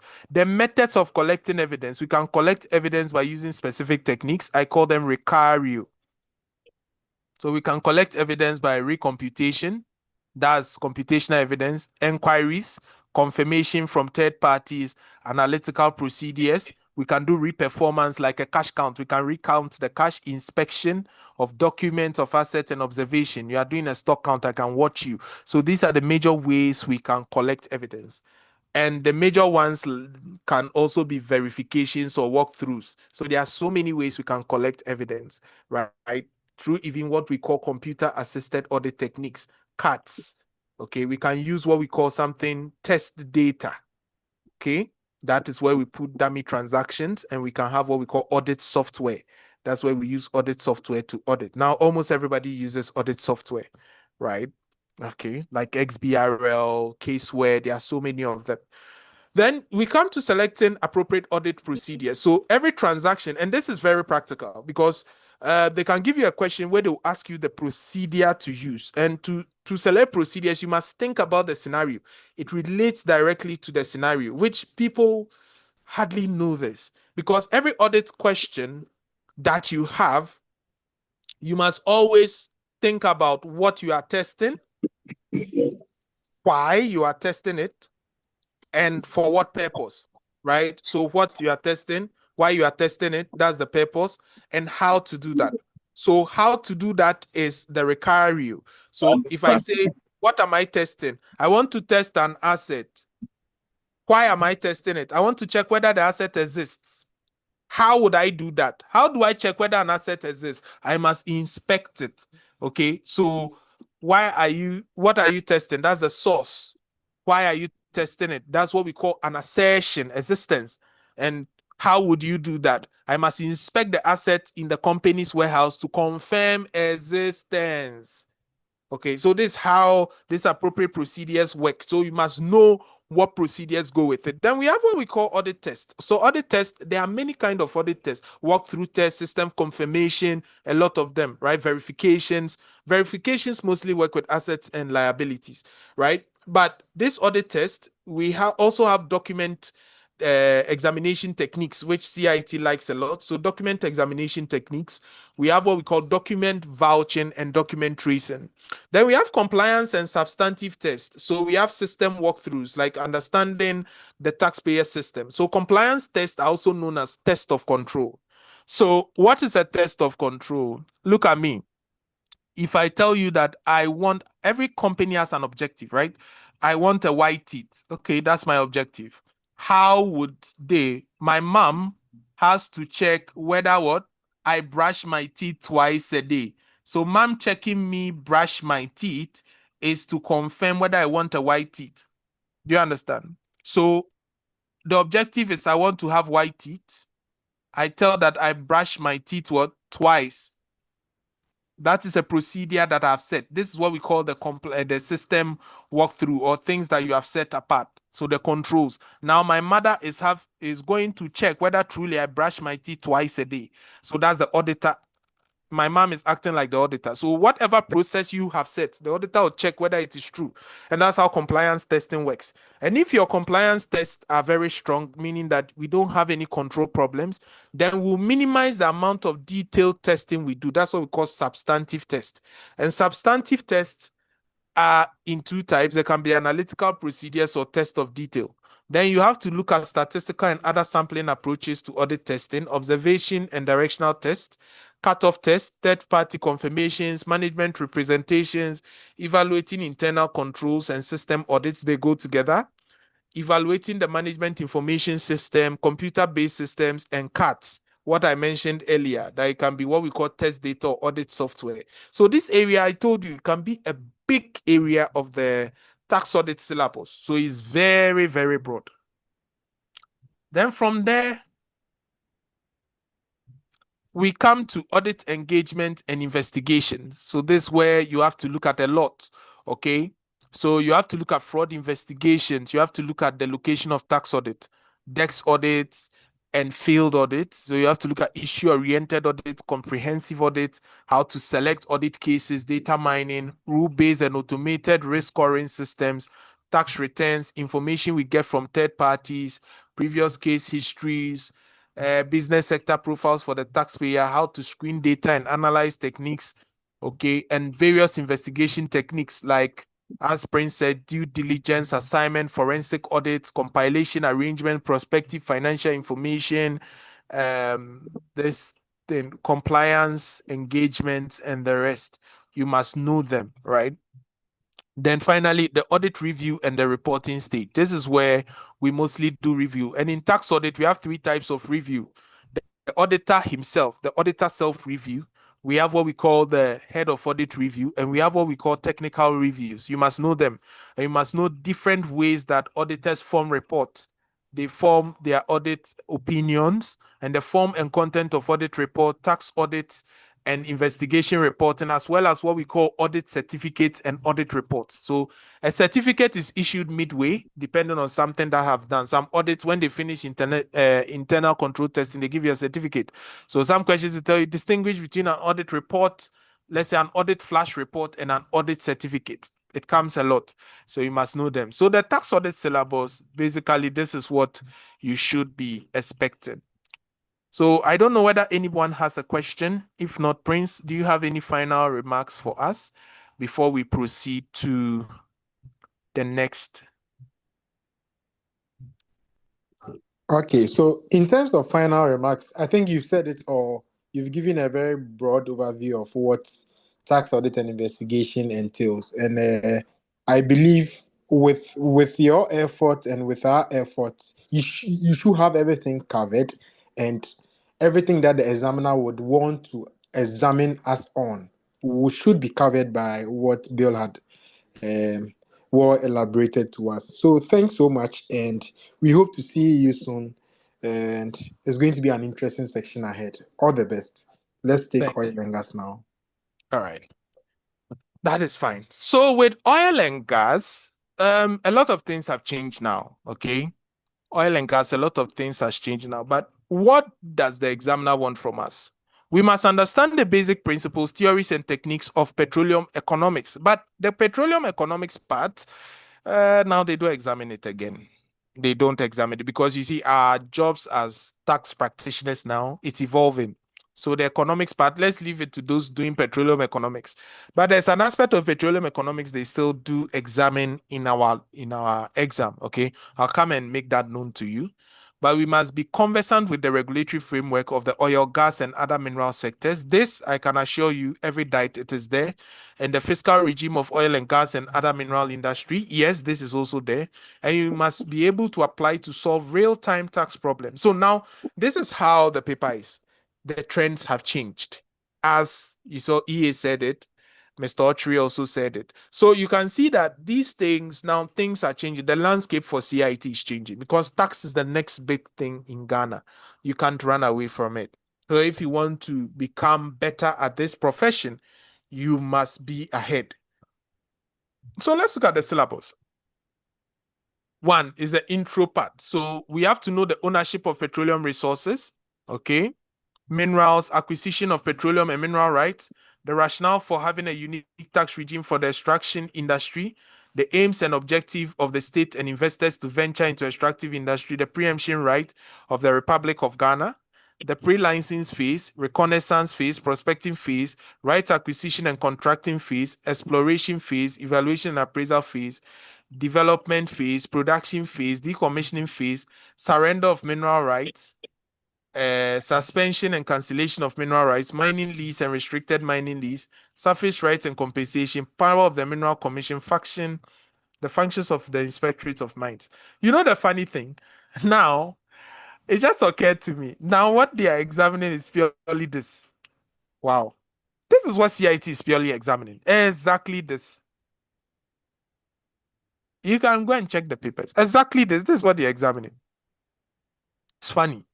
But the fundamentals of petroleum economics, it's been a while. I haven't seen them recently. But one thing they can ask you regarding petroleum economics is the pricing of crude oil and maybe the resource case, right? But apart from that, the regulatory framework of oil and gas, every time they ask you a question on it. So they can ask you the nature of the National Petroleum Regulation Authority, the GMPC, the Petroleum Commission, petroleum agreements, the sharing of crude oil, the distribution of crude oil, joint management committee, all these things, they mostly ask it a lot. Okay. Then the fiscal regime is how government shares revenue or allocates cost in the petroleum arrangements. Okay. So we have 4 main systems now. Before it was 1, became 2, became 3. Okay. So we have 4 main systems that we have. If you go to the world, you can say it's 5. Okay. So what are these 4 systems? So we have what we call the royalty tax system. Okay. This is how government enters into arrangement with these international oil companies. When they make money, the government to tax it. When they make oil, they pay royalties, right? When they get oil. Then we have what we call the production sharing contract. So here, you, the petroleum contractor, you do your work and then you bear all the risk of exploration. And then you take a portion of the oil to cover your cost. Whatever is left, you share with the government. So we call that profit oil and cost oil. Then we have what we call service contract. This one, the oil contractor will come and drill for a fee. So he'll come and work and then you pay him a fee. So we have one where he shares risk with the state, which we call the risk service contract. And we have one where risk is not shared. We call that pure service contract. Then we have the hybrid version. Okay, so the hybrid version is a system which has bits and pieces of these ones combined. Sometimes you even see joint venture as a fiscal regime in the world. So most countries, where you go to Saudi Arabia, you can see joint venture. Nigeria, you can see joint ventures. So sometimes some people consider joint venture as a fiscal system. Sometimes they don't. All right. So understanding these fiscal systems and how tax and other fiscal elements play, like how we treat royalties, how we treat deductions, how we treat dividends, how we treat additional oil entitlements, taxes, signature bonus, all these things you must know. And every diet, that is what is coming. Apart from that, there's what we call the Petroleum Revenue Management Act. Okay. And that one, every diet is examined, like the Petroleum Holding Fund, the Benchmark Revenue, Ghana Petroleum Fund, Stabilization Fund, the Heritage Fund, are you getting it? The Investment Advisory Committee, and the key players in the management of petroleum revenue is a big area. Now, that's what CIT is keen on. Then the fiscal regime of other minerals. So all the time, one thing you hear students say is oil and gas, oil and gas, oil and gas, forgetting that there's minerals part. So students are not so conversant with the minerals part, but they are okay with the oil and gas. What about the minerals? The name of the paper is Oil and Gas and Other Minerals Taxation. It's like tax audit. tax audit, they are always saying, oh, tax audit, forgetting that there's investigation attached to it. So the name of the paper is actually tax audit and special investigations. So the name has made the papers one-sided, forgetting that there's another part of it. So apart from that, you are going to learn, your tutor is going to take you through the principles of taxation, which is a broad area. So you learn how to distribute crude oil, you learn how to deal with leases, transfer pricing, think capitalization, direct assignment and indirect assignment. You learn stabilization agreements, mining lease, royalties, and computation of mineral expenses, calculating ground rent or what we call surface rentals, and the computation of taxes for mineral entities. So this is basically what oil and gas entails. But I told you we use the model by model approach. So in the course itself, we have a different way we present the syllabus, which is peculiar and makes the paper very, very simple.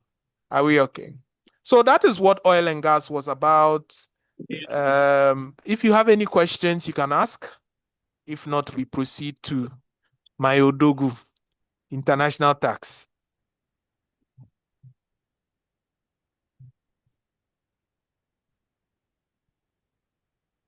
Who has any question regarding oil and gas? So that we move. I believe everyone is fine. Who has any remarks before We we are still continue? digesting. Small, eh? So can we proceed? Can we proceed?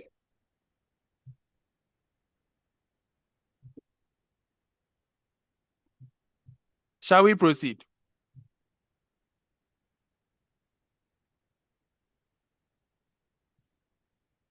Yes, so yes.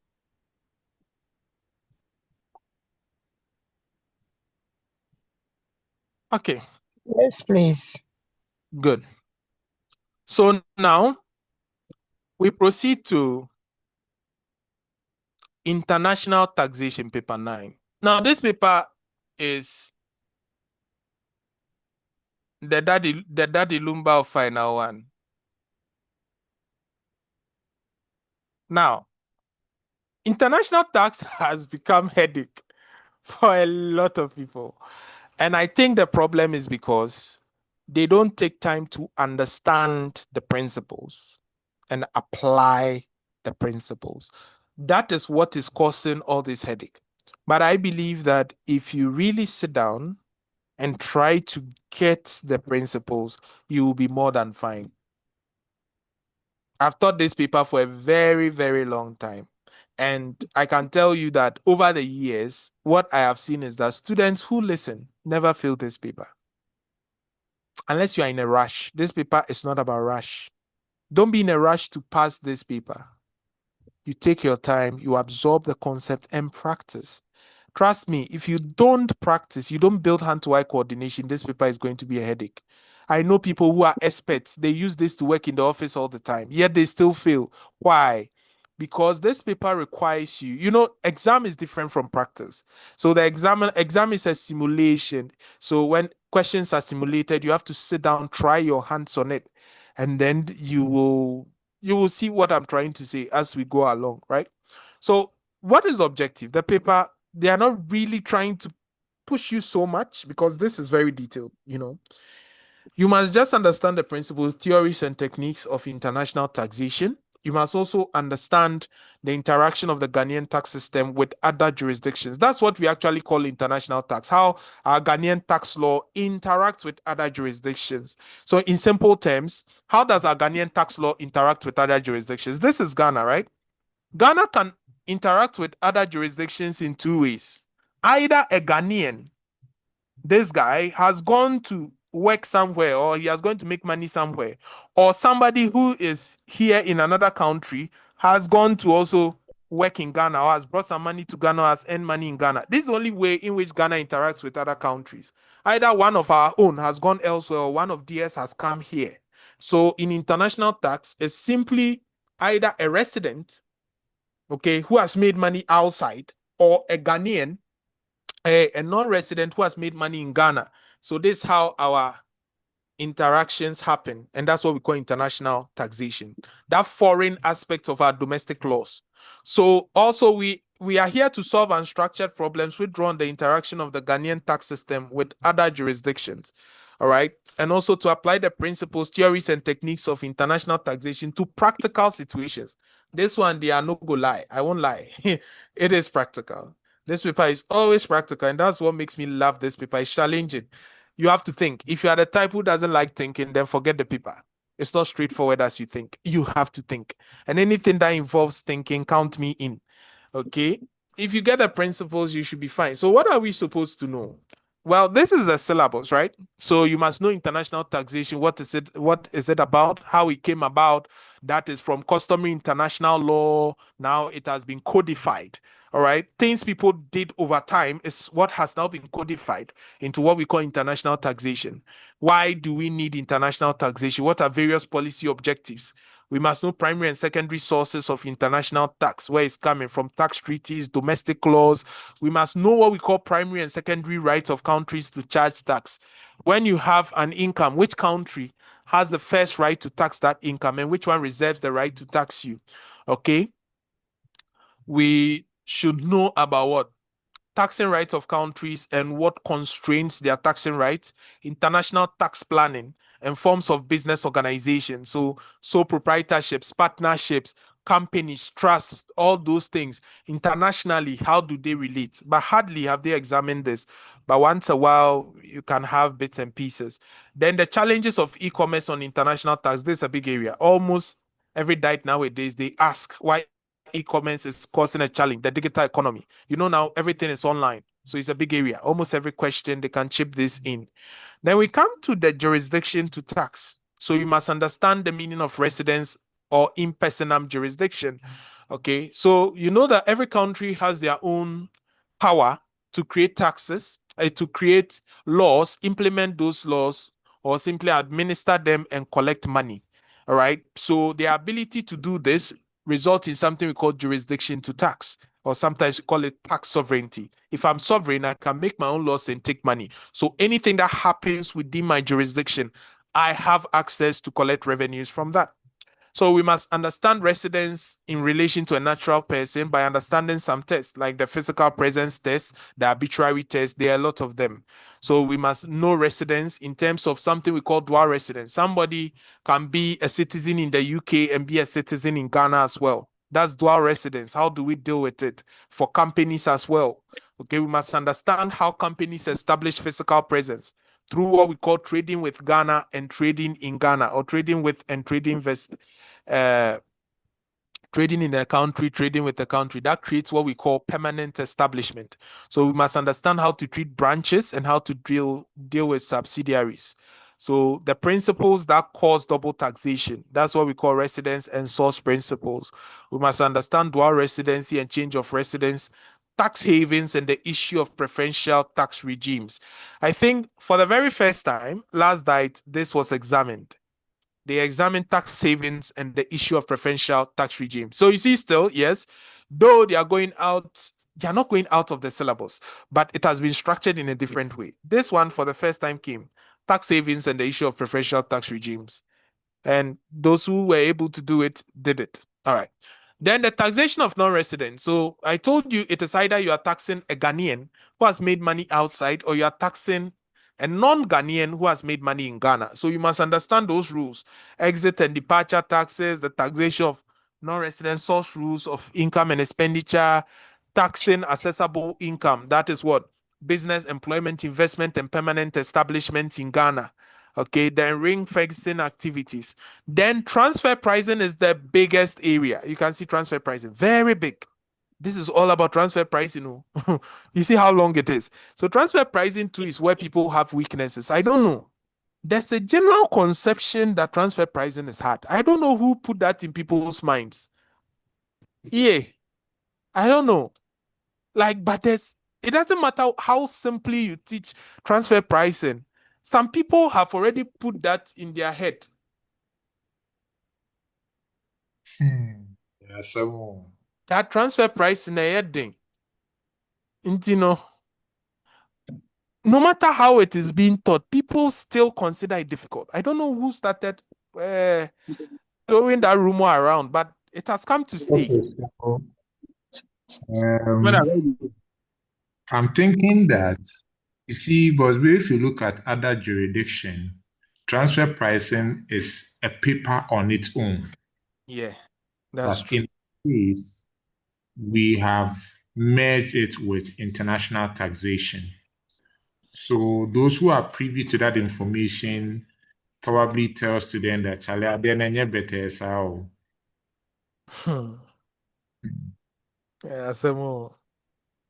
So it has made the thing very cumbersome for people. I mean, until some people you teach them transfer price, they say, into 1 year. So this is all about it. And it's so people make it so complex. Transfer pricing, yes, if you don't learn, it's difficult. But however, it's just about you doing what is right, right? That's what we call the arm's length principle. If you do what is right, I don't think there'll be any adjustment. That's what you have to learn. So always there's a standard price which people are deviating from.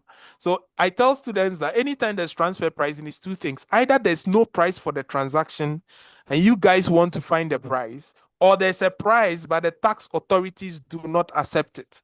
This is the basic rule. When you understand this, you understand transfer pricing. But there are so many other aspects to it. Okay, like sharing of corporate resources, like intangible assets, service arrangement, business restructuring, cost contribution arrangement, and contemporary documentation or transfer pricing documentation. And now things like thing capitalization, base erosion, and profit shifting, they are all part and anti-avoidance provisions. So these areas now are the go-to areas. You learn them like tomorrow, no day. So these are the basic areas around that. And transfer pricing, I mean, it's simpler. It's very simpler now because of the introduction of the LI 2412, the new transfer pricing regulations. Before it was the LI 2188 in 2012. Now they've updated it in 2020. So now I think the examiner has stuck with the regulation itself and he doesn't go too much international. He stays within the regulation. And I think that is cool. That is cool. If you want to pass, you focus on the transfer pricing regulations. Everything that is in the blue book, which we call the transfer pricing guidelines, is still in our transfer pricing regulation and even simpler. So you can use the blue book as you can use it as a backup or as a reference document to help you understand transfer pricing. But basically, this is what international tax is about: double taxation agreement and transfer pricing. So you come to double taxation, you must understand what double taxation is, the forms of double taxation, juridical double taxation, economic double taxation, why we have tax treaties, the meaning of persons, companies, enterprise of. You must understand the terms, international traffic. We can find this under Article 3 of the DTAs. Methods of preventing double taxation, the various reliefs and the various provisions in the DTAs concerning active income and passive income, permanent establishment, then other issues. These other issues, I've seen that the examiner nowadays, Otanasia, he'll be there, then he'll just pick one, boom, then he'll just drop it. Things like labor mobility, then he'll drop it. Corporate tax competition once a while. So this thing, money laundry, I haven't seen them examine it before. So these other issues is rare, but once a while, things like ethics of tax evasion, they haven't come before. These things are rare, but if they should bring it the paper, I don't think anybody will sit again. CIT used to have a reputation that it's difficult, and it was. But now I think because the profession is now people are coming in, so they are leveling a little down, like they are cutting some things off. Because now so many people, we didn't have a credit system. Now there's a credit system. Before, if you if you write final two and you fail one paper below 40, you write all the three again. But now, by God's grace, people are fought. And now, even if you fail one paper below that 40 marks, you will still be credited and you will write only that paper. Me, I didn't like this thing. No. I like that bad failure. It made people sit up. Now people are not learning because they know if they fail one paper, they will write only that one paper. But before, if you fail, you write all the three.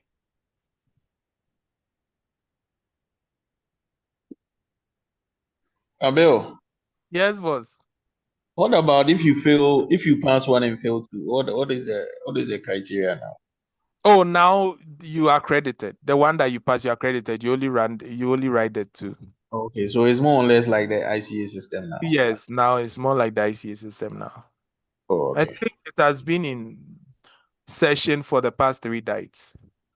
Oh, But okay. before, I remember earlier, before the 2021, 2022, Charlie, you see somebody who gets 76, 85, then you come and get 39, then he's going to write all the 3. That's why people were complaining. But I thought that system was okay. I mean, it's something that sets the profession I mean apart. that was unfair. I mean, we are not examining students on how to combine a lot of things together. You tested me, for example, in tax administration, I've passed. Then you see I didn't pass in another subject, so I have to write the tax administration again. It's not the ability to combine a lot of things that they are testing. I mean, that is an archaic. But I thank God that they've revised their notes. Okay. But me, that system, it made people sit up. That's what I thought. Now that's what I think. And yeah. ɛno a na waka no. I think I also get the angle that Rasmus is coming from. Frankly speaking, the new credit system has also made some students to relax. Now, if you pass 2 and you are writing 1, the danger is that, let's assume that you have passed paper 10, you have passed paper 12, and you are writing only paper 11. And you go to the exam hall, and a topic that is typically tested under paper 12, they bring it under paper 11. Boss Rasmus, Yes, sir. students will struggle, true or false? True. Yes. And that's what happened with CIT Final Level 2. They examine the topics across the 3 papers. So that's the danger for those that have passed some and they are writing 1 or 2. That's the danger. But apart from that, I think your suggestion is cool. Okay. Okay. So basically, that is what CIT is about. It's all about determination, all right? Knowing that you have a part to play as a student. I see people complaining, Nadian, it didn't go well, I'll not write again. You've come so far, why give up now? You see, I asked this question. Let me ask you this question. You are learning to become a surgeon to operate someone. Assuming they only tell you to attend school for just 3 months and become a surgeon, you yourself, will you agree? How good would you have become? Oh, please, I need an answer. Bill, I agree. How good would you have become? But Because remember, it's a professional qualification, right? You are becoming a surgeon on people's returns, people's books, people's accounts. And I don't know who created that new culture that people think is just an exam. I have to pass and I qualify. That thing must be eradicated. In the past, even for ICA, they used to do orientation, but now the members are so many but they should host an online orientation to tell people the reason for the profession.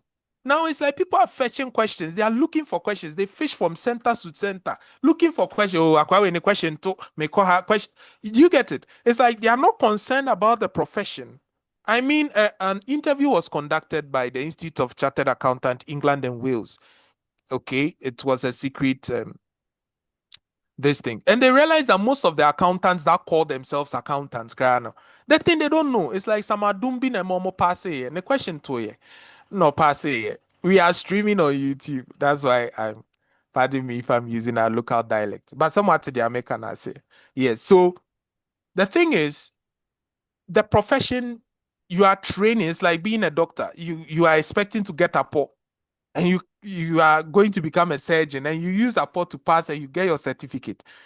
And now you're operating somebody. There was one doctor, he was operating and his wristwatch fell into the person's stomach. After sewing the person up, later he realized that He wore a wristwatch, which we are not supposed to do. So what do we do to this man? How do we solve this issue? There's a big negligence. What do you guys say? What should we do to the man? It affects the whole organization, or the whole hospital can be closed down. And the patient's life is also at risk. Nobody is saying anything. Bill, I agree. I tend to agree with you. But Charlie, as students, first thing first. Charlie, all you are concerned for now is 50. After that, probably we get we can get yes, a but I textbook. think the 50, if you get the 50, when you appreciate the course, the 50 is easier. It becomes second nature. Yeah, that Okay. one there, no doubt. But Yeah. you know that, I mean, considering our schedules and the kind of work we do, Charlie, we don't get time. Time not day. I mean, it would have been nice to go chapter, I mean, book by page to really get the concept. Charlie, me, the kind of work I do, I don't have time. And that is the point. Oh, I understand. So you may be busy. Okay. Our system is structured that no matter how busy you are, you can still make it. But this is what I'm saying. Somebody can spare 1 hour to learn, but he'll use it for something else. Because of too much dopamine. What excites him is not the learning. Or China last minute miracle biaba. I know you are all busy people. That's why we also go straight to the point. We don't waste your time. We give you what you need. You know how I teach, right? I just give you what you need. But the thing is, most people don't take the time to do their due diligence, to do their homework. I always ask this question and nobody seems to be giving me an answer. You have attended my class, I'm a tutor. Okay, what shows that what I'm teaching you is correct? Please, someone should give me an answer today. Students don't do research. So what if your lecturer is lying to you? How would you know? Please, I need an answer. Yes? Okay, for me, I think that's why you have to find people who are credible before you attend their lectures. I mean, that's why before I attend lectures, I ask around. I get about maybe 4 recommendations or 4 references to say that this guy is very good. Attend his classes. So once I have attended your classes, I know that people who have passed through you and have passed have attested to the fact that you are good. So I think that would be my answer for that. Okay. But teachers are the most dangerous people on this earth, too. They can mess you up. They can teach you something. And I've realized something in Ghana. You just have to be very confident. Whatever you say, people think it is true. People don't like doing research. And that is one thing. We always say, Musa, you were saying something. I say students get to know whether what you are teaching is is correct or not when they go and write and pass. Because we don't do research, so we only take what you give us. So when we go is there, they will pass. That's why we will know. That's good, by the way. Hey, Good evening. Good evening, Musa. It's been a while. Yeah. And that is it. But one thing you must understand is what CIT is doing now is they're practicalizing all the paper. Oil and gas, for instance, had the worst performance last night. Nobody expected oil and gas to be like this. You see, most of the papers, it has become so predictable. You hear people say, oh, STP, they just go. And most CIT students, they are like this, okay? Oh, I'll learn at home, wait there, say a food, just get the past questions and go through. Who gave them that information? And this thing has been going around the system for years. Oh, this thing, oil and gas, they just sit at home, get the past questions that they have compiled, you'll be fine. And this thing has been going round. You see people write, they fail. They come back, they write, they fail. Because that thing has been circulating. What happened to study well? Get the principles, build hand-to-eye coordination. You see, I tell you the miracles. Yeah, you hear this guy is doing well. Oh, prof. Oh, if you go, you pass one time.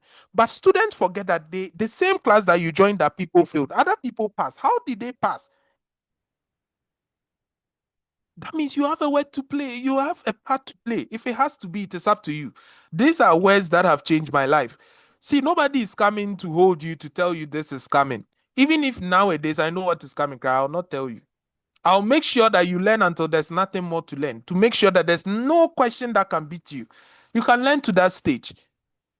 You see, all those excuses you have been given, they were there before we started the course. But however, we didn't let those excuses stop us. So why should those excuses stop you now?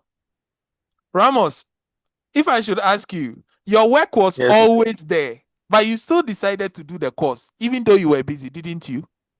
Yeah, of course. So But to don't be let honest, the work be an I had excuse now. registered. So let me give you an example. I had registered for this exam since 2020. I think I know, 2021. I know. I had paid all my exemptions. By the time to sit for the exams, it took me about 3 years. Yes, So all the time you call me and tell me. that I'm a very busy person. How many and then, times have you been calling me to tell me today you are ready, you want to write? Charlie, it's about 3 years now. Charlie. You always call me, but you never write. Finally, So I you never- see how God has worked. It is Finally, like, I wrote. So yeah, and you see how it went. So it is like that. You just take the leap of faith. That is it. To be honest, let me be honest, the honest gospel truth to everyone on the call. No matter how it is, learning, life, lack, kaho. Do you understand? Life, wait, that one lack, there, not lack, too kaho. about. You are Yeah. or trusting. Somebody wrote more than you. The person failed. Luck Yes. is part of it. No one really has life figured out. Luck, kakraka. So when you are also learning, you pray along, right? That's for some divine intervention as well. Because you may be the smartest, but on the day you are writing, something may tune your mind. You may not even be feeling well. You get it? But the more you start now, the better. That's why EA was saying something. Why not now? Why not now? Why wait? Why shouldn't it be today? Why tomorrow? Do you understand? There's no harm in trying today. And the little drops that you put in the bucket, it will full, and then you'll be okay. Right? But Ghanaians like last minute, I want to take leave and learn. I keep telling people the truth. Why? See, a day, if we meet, let's say if a session is 3 hours, okay, good. Now, these 3 hours, you are waiting 3 months' time. 3 hours, we meet, let's say, 3 times a week, 3 by 3. That's 9 hours. Multiply by how many? 12 weeks. That's about 108 hours. Bro, you have taken leave for only 1 week. You want to do 108 hours. Is it possible? 108 divided by 24 hours in a day. That's like 4.5 hours. 4.5 days non-stop. Meaning you not even get up to go and urinate. Can you do it? Is it possible to sit for 4.5 days non-stop? Is it possible? Meaning you don't get up. You are just on the videos for 4.5 hours. You mean you won't pause? You won't 4.5 days. You won't pause. You won't. It's just continuous. It's not possible. But people are like, I will take leave and go through everything. You are worrying yourself. Why not now? This is what is killing us. But I mean, if we could spare just 30 minutes a day, you'll be amazed at what that can achieve. That small effort is what pile up. We call it the compounding effect. So basically, that's a little about what I wanted to share today about the Final 1 and Final 2 syllabus. We'll have our main pre-tuition intervention that is on the 26th, 27th, right? And that is where we will walk through the platform. So now you have a platform which you'll be using, and it's an e-learning AI platform. So we have the desktop version, we have the Android version. You can see it, Prof Steady Mate. So this is the desktop version. You can see right on my screen. It's an AI study platform that can help you take you from knowing nothing to becoming an odogu in taxation. You can see this is the platform we'll be using. So it has all the courses. It has bookshops. Yes, please. Bro, we are unable to see you. Oh, it's not showing. Yes. So all this while all I was showing wasn't showing. Hey. So this is the platform. It's called Prof Steady Mate. Okay. It's an advanced AI futuristic platform. Welcome to the future of AI learning, which makes your taxation so simple and smooth. Okay. So it has virtual classrooms. Now we don't use what do we call it? We don't use Telegram and WhatsApp again. We have virtual classrooms, which if you register for a course, you get to join the classroom. You can see these are some classrooms created. Let's say if I enter the international taxation classroom, this is the desktop version, or you can download from the Microsoft Store, right, or download online, you can see the classroom. If there's a class, you see the AI sent a message, live session started. I believe you cannot see my screen. This is how it is. So you can see all your friends in the classroom. Session ended. You see the AI. We'll love your feedback to improve future sessions. What went well for you in this live session too? What could be improved next time? Any topics you like to be covered next? AI reply. You can click. The AI can generate reply. You see, the AI is an AI platform. So this is the classroom. There's discussion. You see, I'm here to help. Could you please provide me more details about your question? Do you get it? You can just, and there's meetings. So there's live meetings, past meetings, and the rest, right? The AI assistant, you can ask it a question. I need help concerning what. It can help you. The AI is there. It's an assistant. It's a whole AI platform to help you generate steady plans and all that. Do you get it? This is how it works. It still needs a few touch-ups here. So I'm here to help. Could you please provide me more details about your question? Okay, so that is it. So all in the classroom. These are the classrooms. So if you buy any course, you have the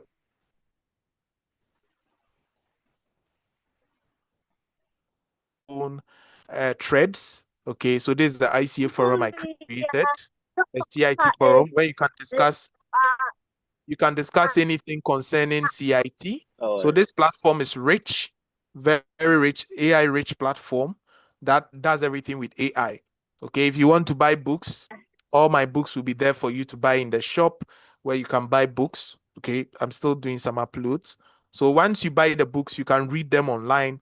And even the books, when you are reading them, the AI, there's an AI there that can summarize pages for you. Maybe you don't understand how I got 500. It may be question 3. The AI can tell you, okay, this 500 is because VAT is 129%, 121.9% together with the levies, and this is why it got this and got that. So that's how this system works. It's a pure AI. If you want practice, I can come here and maybe type something, maybe IAS 2. I want help on that. You should generate me 5 questions on IAS 2. This AI can generate me quiz, and then I'll take the quiz. Okay, that's how this works. It can generate you study plans and all that. And this one, I haven't even signed in. No.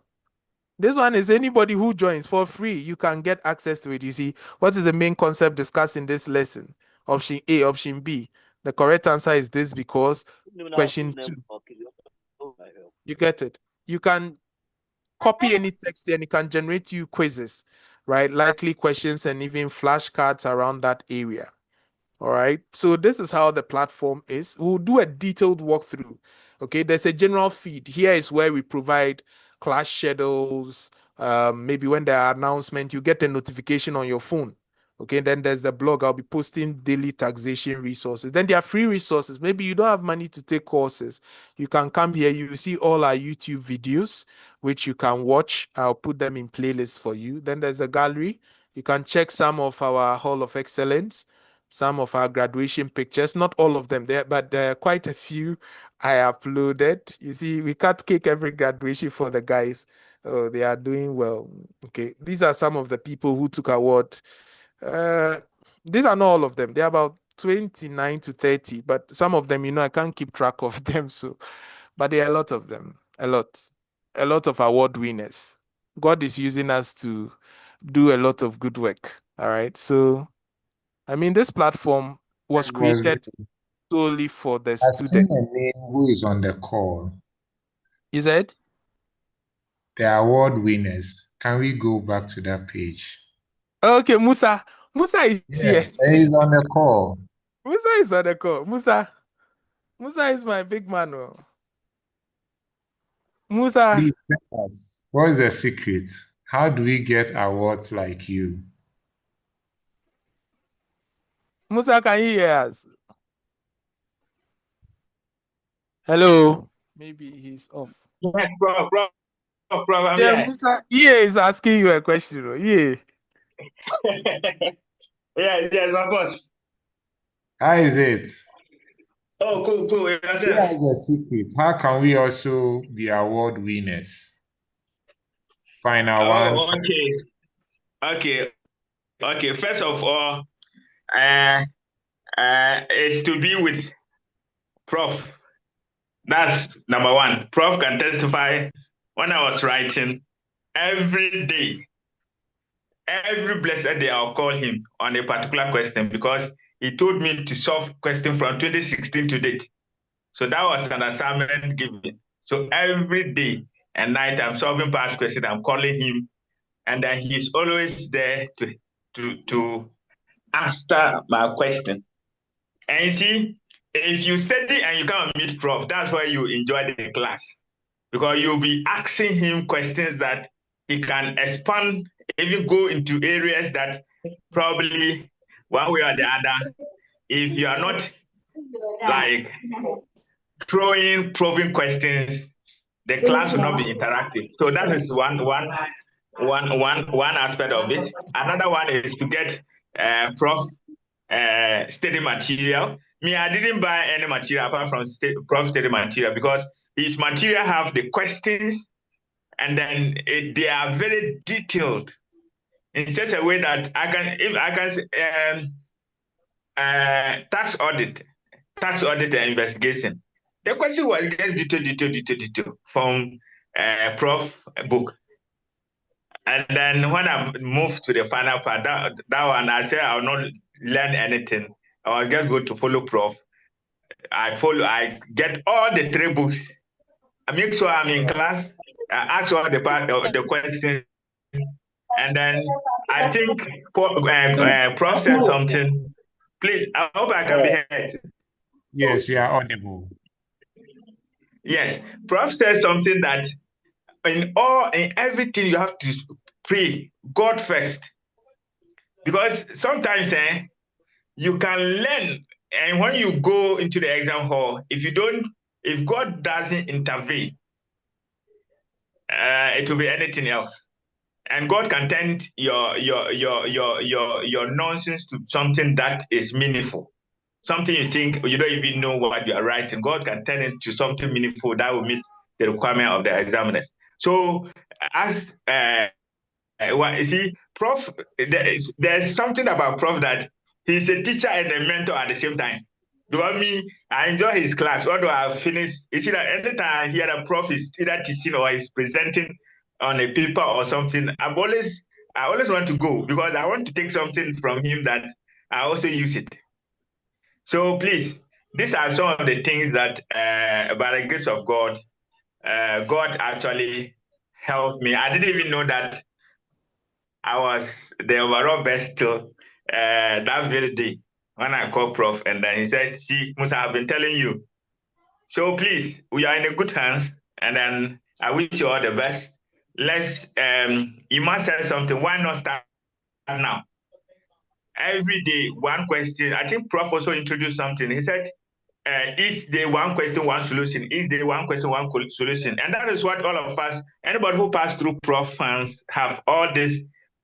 If I say each day, one question, one solution. So it means, even if you are tired, just read the question and go and read the solution. Till the time you write, you have finished covering all the past questions. And it's a technique that has been proven and tested, and it works.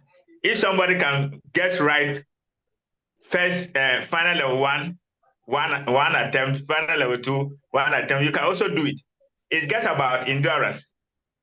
So please, this is the small thing I can actually offer to our seniors that is about to write. And please, let's encourage our colleagues to join Prof Training Solution.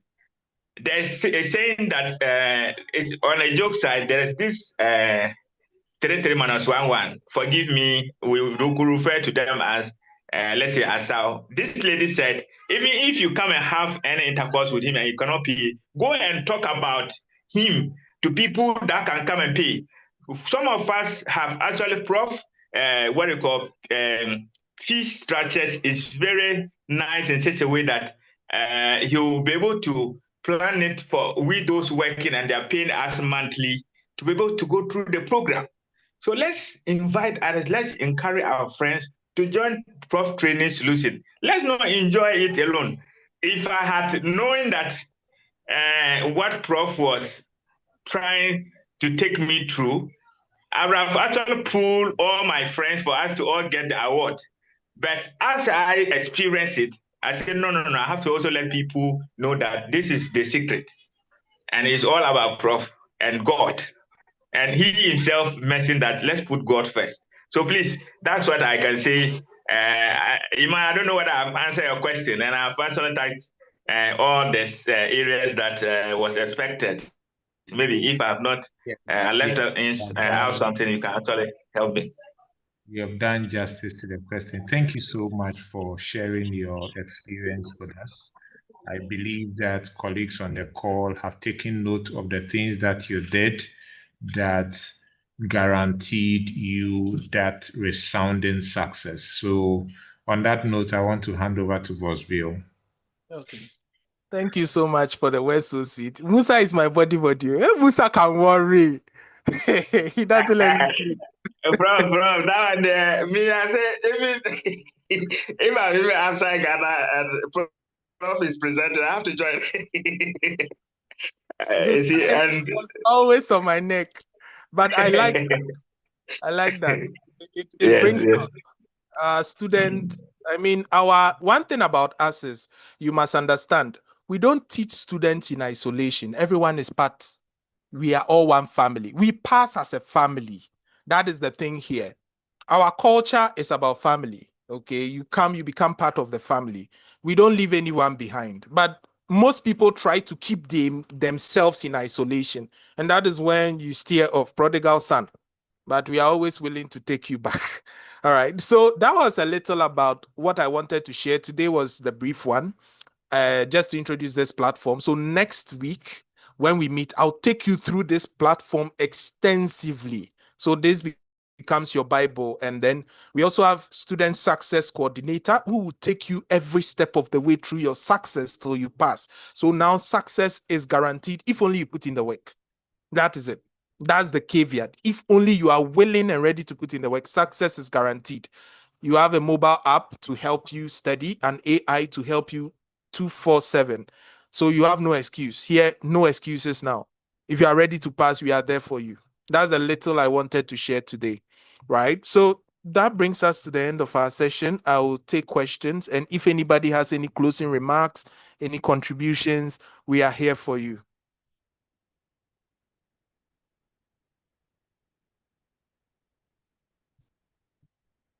Any question? So EA, if you can take some questions line by line and then we close.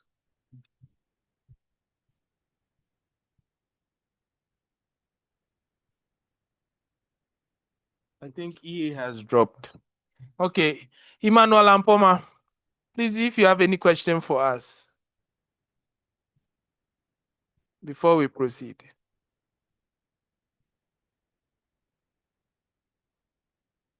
No question. Okay, so, I heard you talked about the pass rate for oil and gas. I want to know if you have a fine idea of the pass rate for the final level too. I mean, the individual pass rates. I don't know if you have an idea.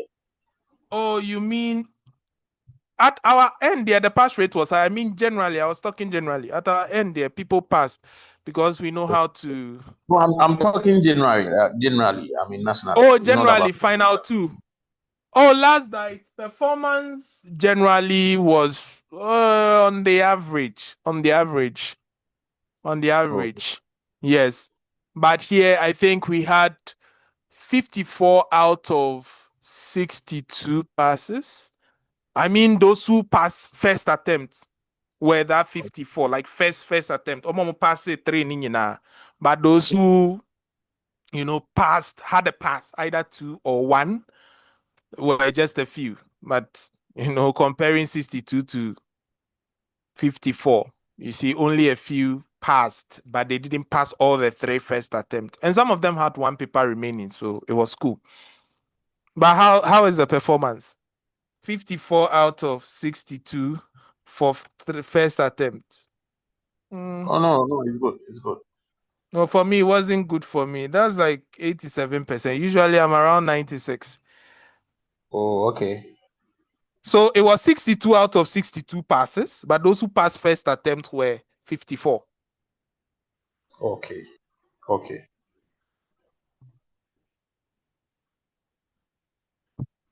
So for all those who sat, everybody passed. Like those who wrote 3, 2, everybody had a pass, except those who failed, like the other 2 and those ones. Those are the ones that have like 1 paper, they didn't pass 2 papers, but they passed at least 1. And that's the good work of the Lord. But I believe we are still working on it to have 100% over 100%, which is good. I mean, some diets is like that. You have 60 people sitting the course and all 60 making it. Sometimes it's amazing. I don't know, but God is doing a good work with us, and I pray He'll continue doing the good work. So, if no one has a question, shall we pray and end the session? I've taken too much of your time. It's been almost 2 hours. More than 2 hours, even. Shall we pray? Father, in the name of Jesus, we thank you so much for the good work you have done today.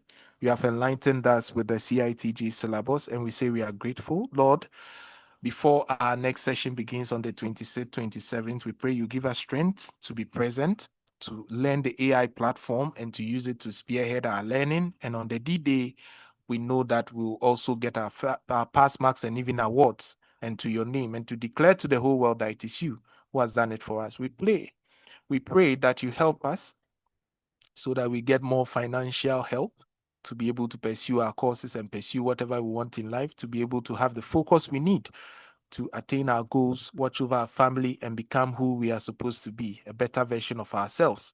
In Jesus' name, bless us as we go to our various destinations. In Jesus' name, amen. All right, so that brings us to the end of our session. I believe it wasn't a bad one. Today, Not at all. All right.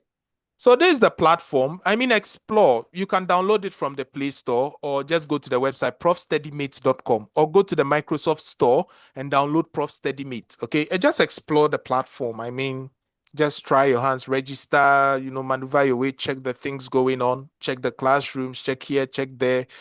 Just familiarize yourself with it, right? Until I do the proper training for you next week. And this is what we'll be using to do all our learning, everything. Okay. No more WhatsApp, no more Telegram. All right. May the Lord be with you. Thank you.